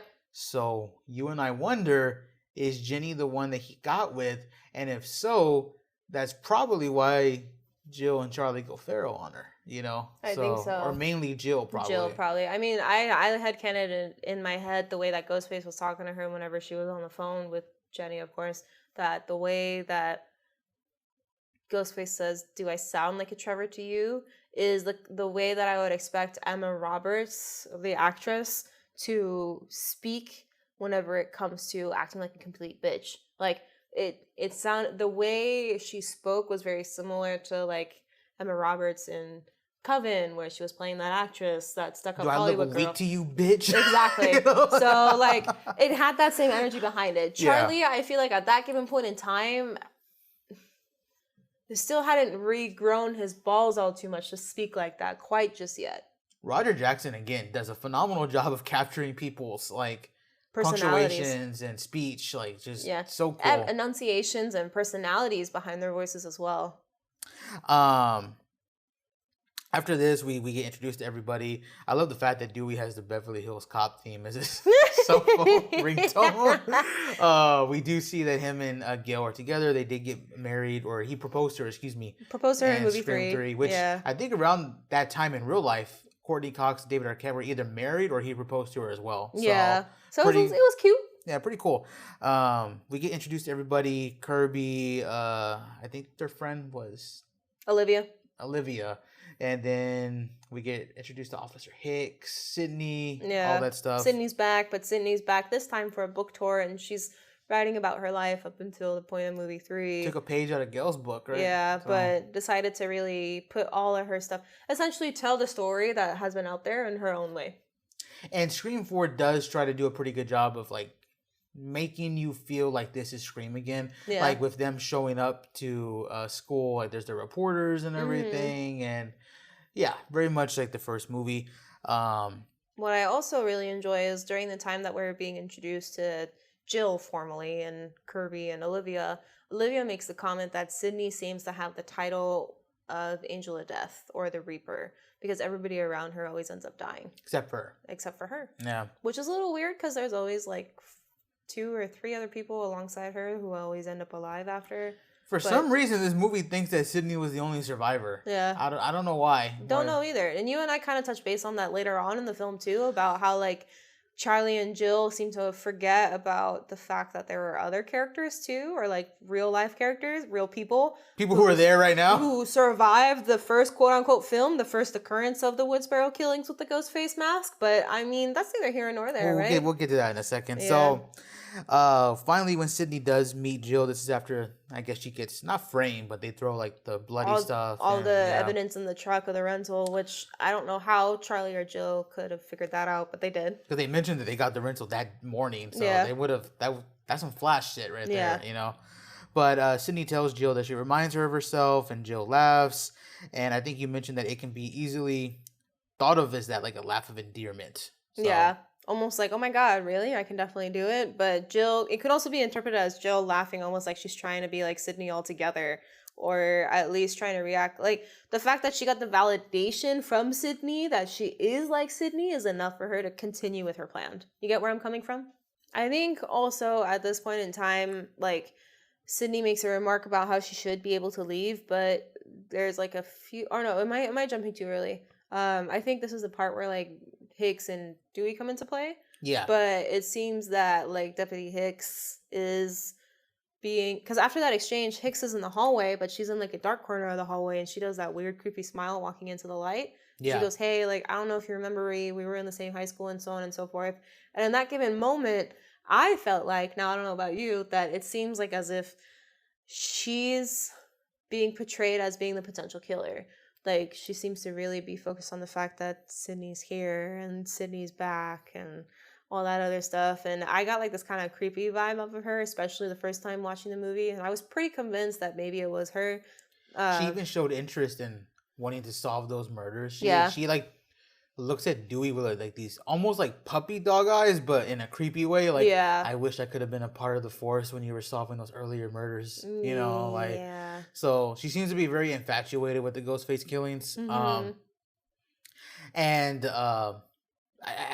on top of Officer Hicks, like or Deputy Hicks, you brought up how like Trevor, Robbie, Charlie, And even Charlie are being cycled through as far as like potential Ghostface. Like, I think Gail is thrown into the mix, or at the very least, somebody makes a remark about how Gail in the Stab movies, like the character Gail in the Stab movies, is Ghostface. So why wouldn't that happen in real life? So also her wanting to do like some reporter said something about like and where has Gail been through all these years? You know what I mean? it wasn't just the reporter; it was also Sydney's publicist, because she made the remark to Gail whenever Gail decided to quote unquote go rogue that, "Oh, are you planning on revitalizing your quote unquote tarnished brand?" Yeah. And then so, Gail kind of proves it to herself that she still has enough sass to make people back away, be it like publicists or reporters. yeah, so they kind of like hint at the idea that, you know, and of course we get probably one of the craziest, probably the craziest kill in the Scream franchise. Mm-hmm.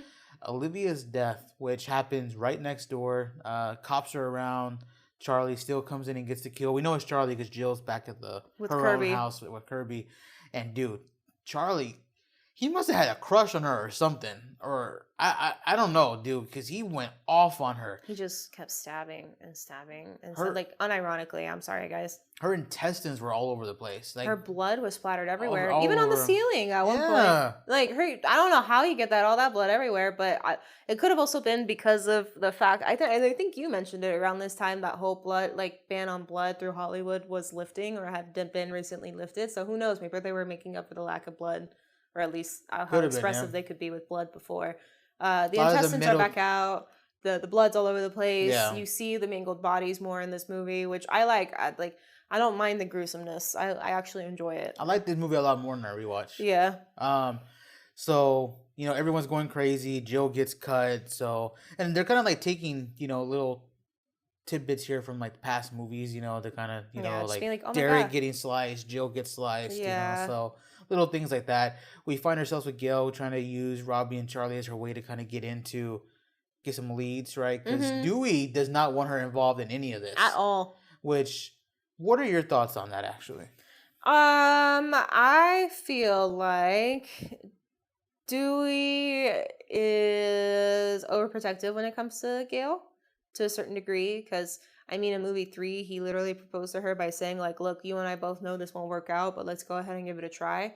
I think Dewey is also rather a bit complacent too, and he likes the fact that Gail seems to be a little bit more meek, especially whenever it comes to not reporting about stuff that are happening in Woodsboro. Yeah. So throwing into the mix that Ghostface is back and the killings are happening again and Sydney's back and so on and so forth, because Gail even seems a little sour about the fact that Sydney's in town, because the focus on her is completely gone. I don't know. It feels a little weird. Plus, at one point, especially during my first watch, I was convinced that Dewey was maybe cheating on Gail with Hicks, just because, like, while You asked about that, yeah. you said it looks like puppy dog guys and like a weird infatuation with the case itself. I'm gonna say it was an infatuation with Dewey, because she was making fucking lemon squares for him, and last I checked, lemon squares aren't easy to make. That's true, yeah. So once Gail gets Robbie and Charlie, they go to the film club, and the two of them are talking about how the current Ghostface is following new rules. Mm-hmm.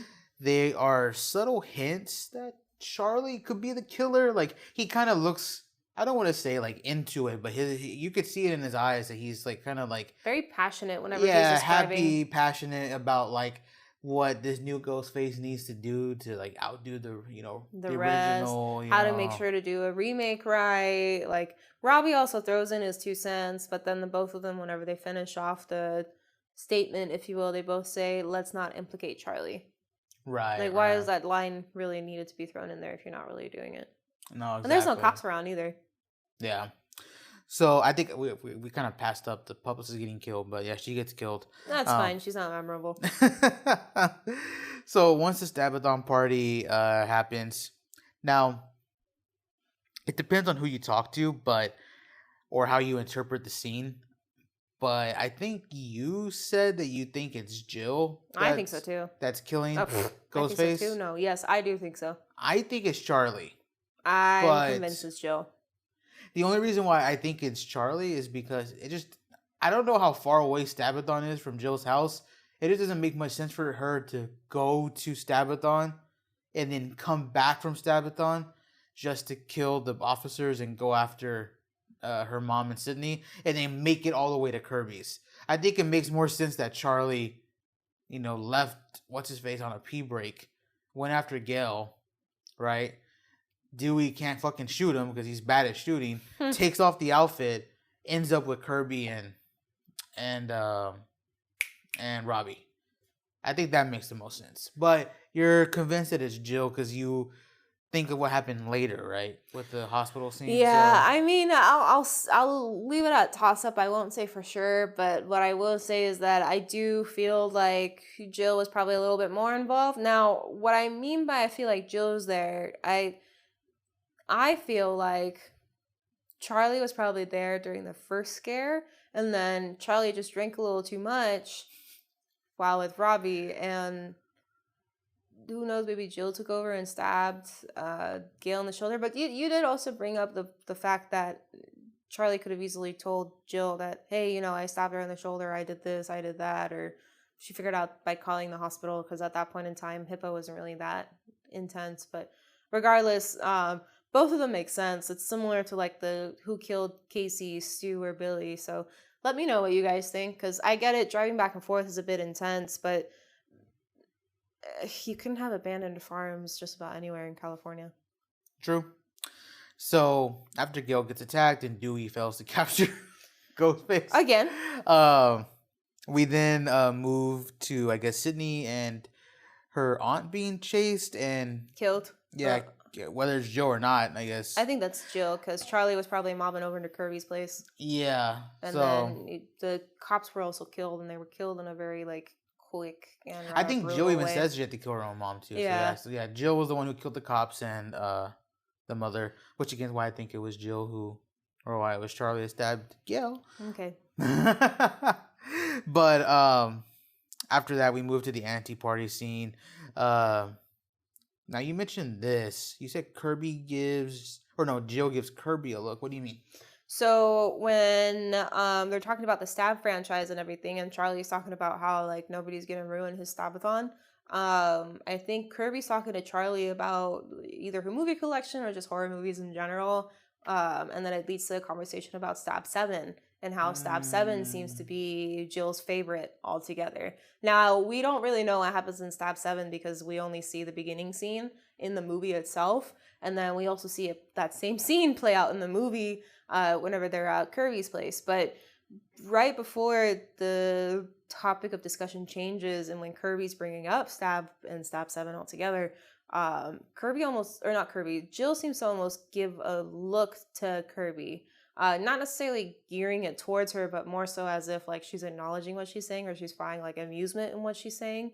And it's in regards to the killings. But then a split second later, I see Jill almost come to and be like, wait, no, I don't really want to watch this because it's happening right now to me, and so on and so forth. And yeah, to kind of, I guess, jump back to the beginning of the movie, you and I made a comment that Jenny and the other girl were probably petrified. They had just finished watching a Stab movie, and then Ghostface pops up to chase them around the house and kill them too. It's like literally seeing Michael Myers or Jason show up at our doorstep and be like, hey, we're killing you, and then they do.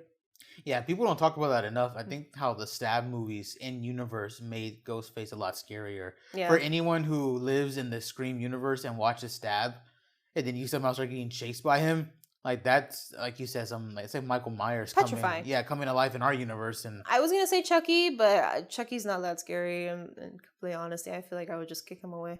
if I got killed by Chucky, I think I would probably be offended. Like I would just, I would think to myself like in the afterlife, if there is one, just kind of like, how'd you let that happen, bro? Like, wait, what were you doing, bro? All right, I guess going back to the topic of discussion, Trevor at this point, who shows up at the party like unannounced, is literally being pushed down by. I think everyone at that party is questioning him. Like everybody, like why is he here? How did he get here? Like, did we really text you? Can Did you Jill prove really that? do it? And Yeah. suddenly Jill's phone is missing, and then magically it's upstairs. And I mean, while Jill's upstairs, a lot of different things pop off, and so on and so forth. I don't know. It's just You, I think, wrote down this Ghostface is playing a lot into the opening of the first screen. What did you mean by that? What I mean by that is, so fast forward to, I guess, is Robbie dead at this point? Whenever Charlie's strapped up to the chair. Yes. Okay, so after Robbie is killed by Charlie and everything along those lines, I think Charlie tries to convince Kirby to let her in, but lo and behold, lights go out and Charlie is strapped up to the chair exactly how Steve is. Oh, Stephen Casey. Yeah, okay, so okay. I feel like it's almost a prelude or a very like parallel version of the opening of movie 1 or even in Stab 1. And it was almost a callback to similar to the slash across Jill's arm. Which leads into the ending parallel that we get to in a second. So, Yeah. So after Charlie stabs Kirby and everything, and then Charlie reveals himself to be the killer to Sydney. Yeah. Jill then also reveals herself, and Charlie and Jill are the killers. Which, funny enough, this movie I think is the only movie where no one ever points at Jill as someone being the killer. Like, Jill is the only person who never gets, which I think makes it predictable, but also unpredictable. Because I thought that was pretty cool when I pointed it out. Because I think in every other movie, someone gets fingered as the killer, no matter who it is. Like even like Sydney and like Samantha in the later movies. They all get pointed as being a killer. You know. Yeah. She's the only one who never gets pointed out, Nope. which is interesting. Because I think even Hicks almost implies before, obviously, everything happens at Kirby's place, that Sydney was there at the scene where and fled. Yeah. So I mean that makes her a prime suspect almost immediately. Yeah. So. Very interesting stuff there. You did bring up in the notes that Charlie starts listing off new people subbing the old. Yet, as far as like survivors and who's being killed, but he forgot Gail, Sydney's dad, Randy, and even Dewey as survivors. For some reason, Jill keeps bringing up that Sydney's the sole survivor, and it's like, nope. What you got those for? Yeah, I'm like, what are you talking about? Man, like, yeah, she got all the attention, sure, but. It's also because her mom was doing things prior. And it's not even about the attention, because yes, we know she wants the attention. But when she stabs Charlie, she literally, and I quote, says, "There can only be one survivor, baby." And I'm just like, okay. For someone so obsessed with this shit, y'all didn't watch it, I guess, that much. But, which, by the way, that kill was completely out of script, but I digress. According to their script. Yeah. Jill then starts tossing herself around after she stabs Sydney because she needs to make it look like she got beat up. Yeah. She also killed Trevor at this point, shooting him in the dick and then in the head. Yeah. You jumped when she shot him in the dick, bro. I've seen that scene in 21 Jump Street, so I was ready for like the tip of the dick to suddenly fly out somewhere. That was the first time I was ever exposed to that kind of, I guess, being shot in the dick type of moment. Yeah. Plus, I figure it's really painful, so that's why I always end up jumping during that scene. Plus, the actor sells it. So I think it's stupid, but you think it's necessary to show that she's really crazy, right? Yeah, I know you definitely were kind of.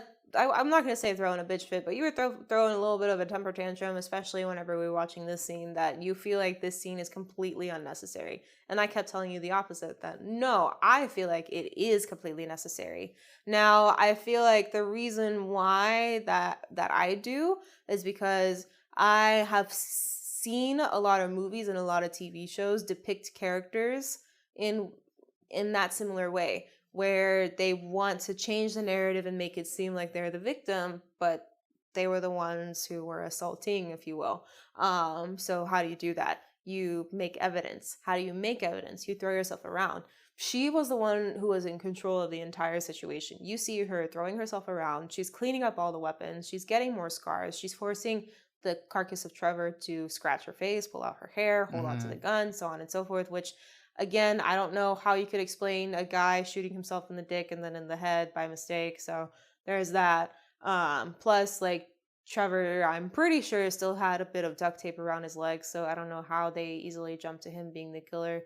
I feel like the Woodsboro cops are a little, not all there, but regardless, I digress. That's them. I wish Woodsboro the best of luck with our future crimes and future endeavors. But we'll get into that in the next episode, or Yeah. not the next episode, but in a later in a episode. later episode, if we even cover it, just because of recent shit. But anyway, I mean, don't know. I just feel like it's necessary. I feel like it shows just how fucking crazy she is. I feel like it shows just how wild she is and just how willing she is to sell her soul to get her fans instead of her friends.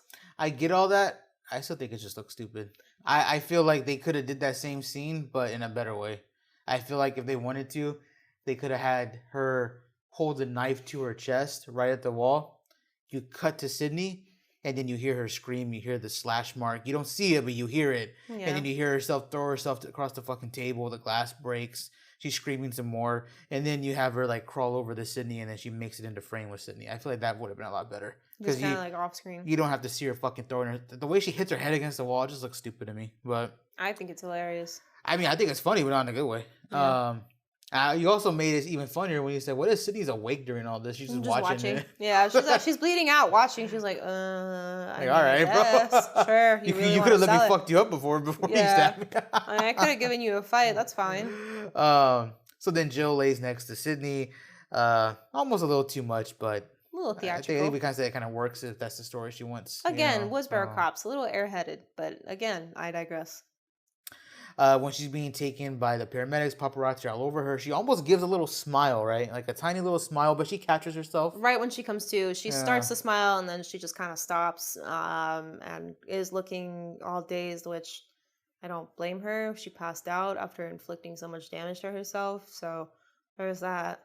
She fucks up by telling Dewey that her and Gail have matching wounds, which is why you believe she's the one who stabbed. But I mean, Gail. Charlie could have easily told Jill about stabbing her the way that he did, and so on and so forth, and how he couldn't really finish her off. I mean, there was also a camera there; it was also being manipulated, and I guess that's how he can also, I guess, come to the realization or come to the understanding of how they recorded all the killings that were happening in people's homes. I feel like Jill was probably going to her friend's house at the very least and planting them, and then Charlie was just going everywhere else and doing it. Yeah, and then once she finds out that Sydney's alive from Dewey, I like that scene where she walks up to her and she's like, "Who are you, Michael fucking Myers, bro?" He doesn't die, and apparently neither does she, which is pretty fucking hilarious.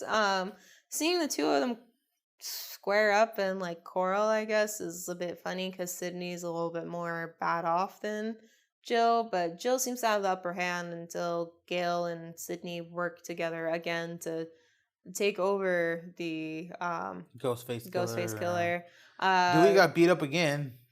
Couldn't do shit, even though he's sheriff. Doesn't get any hits in at all. Nope.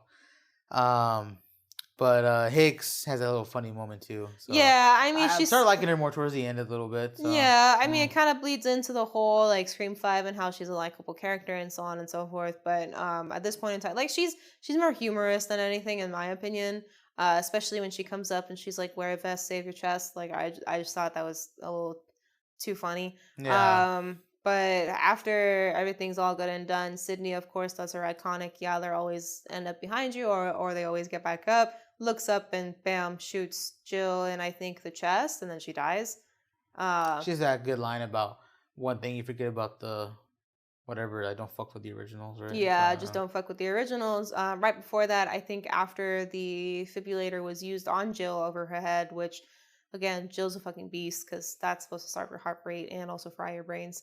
She goes to drag a piece of glass off the floor and try and kill Sydney, which then results into her turning around and shooting Jill in the stomach. Jill falls to the floor in a very similar manner that Sydney did at Kirby's place, and then Sydney kind of lays down, looks at Jill, almost like a reverse version of what happened at Kirby's place, then looks away and looks up. Yeah. Almost So, saying like, hey, like this really didn't turn out like how you wanted. Making a joke earlier, right before Jill was killed and did all the shit that she did, that like you need to consider an alternate ending. Like this will be an alternate ending. And it was like it really was. she got Yeah. bested. It was pretty funny. After that scene, you see the paparazzi outside the hospital just constantly hyping up Jill, saying that how she's a hero, how she's a sole survivor, and so on and so forth, and how this is literally out of a movie, which is pretty funny. I made the joke shortly after hearing all that these reporters are definitely going to be eating their own words, coming to find out everything that happened inside the hospital. But all in all, and please let me know if you have anything to say to contradict it. Hell, I feel like you're the reason why I have this opinion to begin with. I feel like Scream 4 would have done a whole lot better if it was released in today's day and age. Because it's very emphasized on the internet, having fans, people from nothing literally becoming millionaires because you have a group of fans following them. Jill's obsession with having a fan following base versus friends. Like, that's very much mid to late 2010s. That's very much in the peak in like early Like 2020s.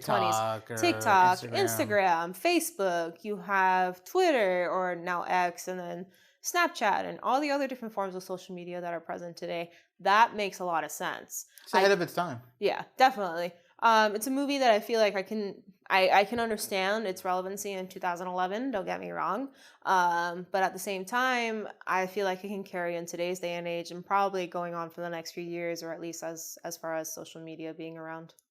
I understand its relevance in 2011, but it would have made a good 2021 film. Yeah, definitely. What's your favorite scary movie? Out of the I'm 1 just through kidding. 4, or in general? What's your favorite Scream movie? Oh, Scream.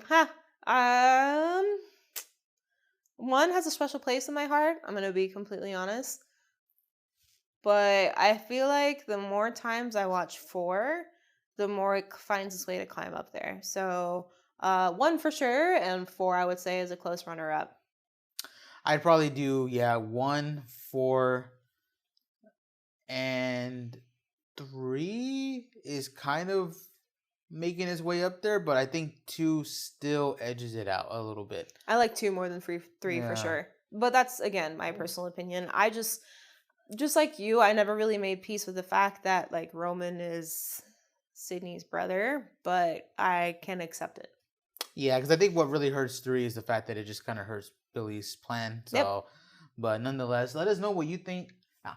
But nonetheless, what is your favorite Scream movie? And let us know if there's any other details that we missed. Please let us know at our Instagram at /and-sync. Again, the links will be down below to the description. Links will be down below in the description to all of our socials. So go hit us up. I know this episode was a little bit longer than our usual ones, but like we said in the beginning, it's a special. So we appreciate you guys sticking around for as long as you did, and if you made it to this part. Yeah, thank you for tuning in, and we will talk to you guys Next time.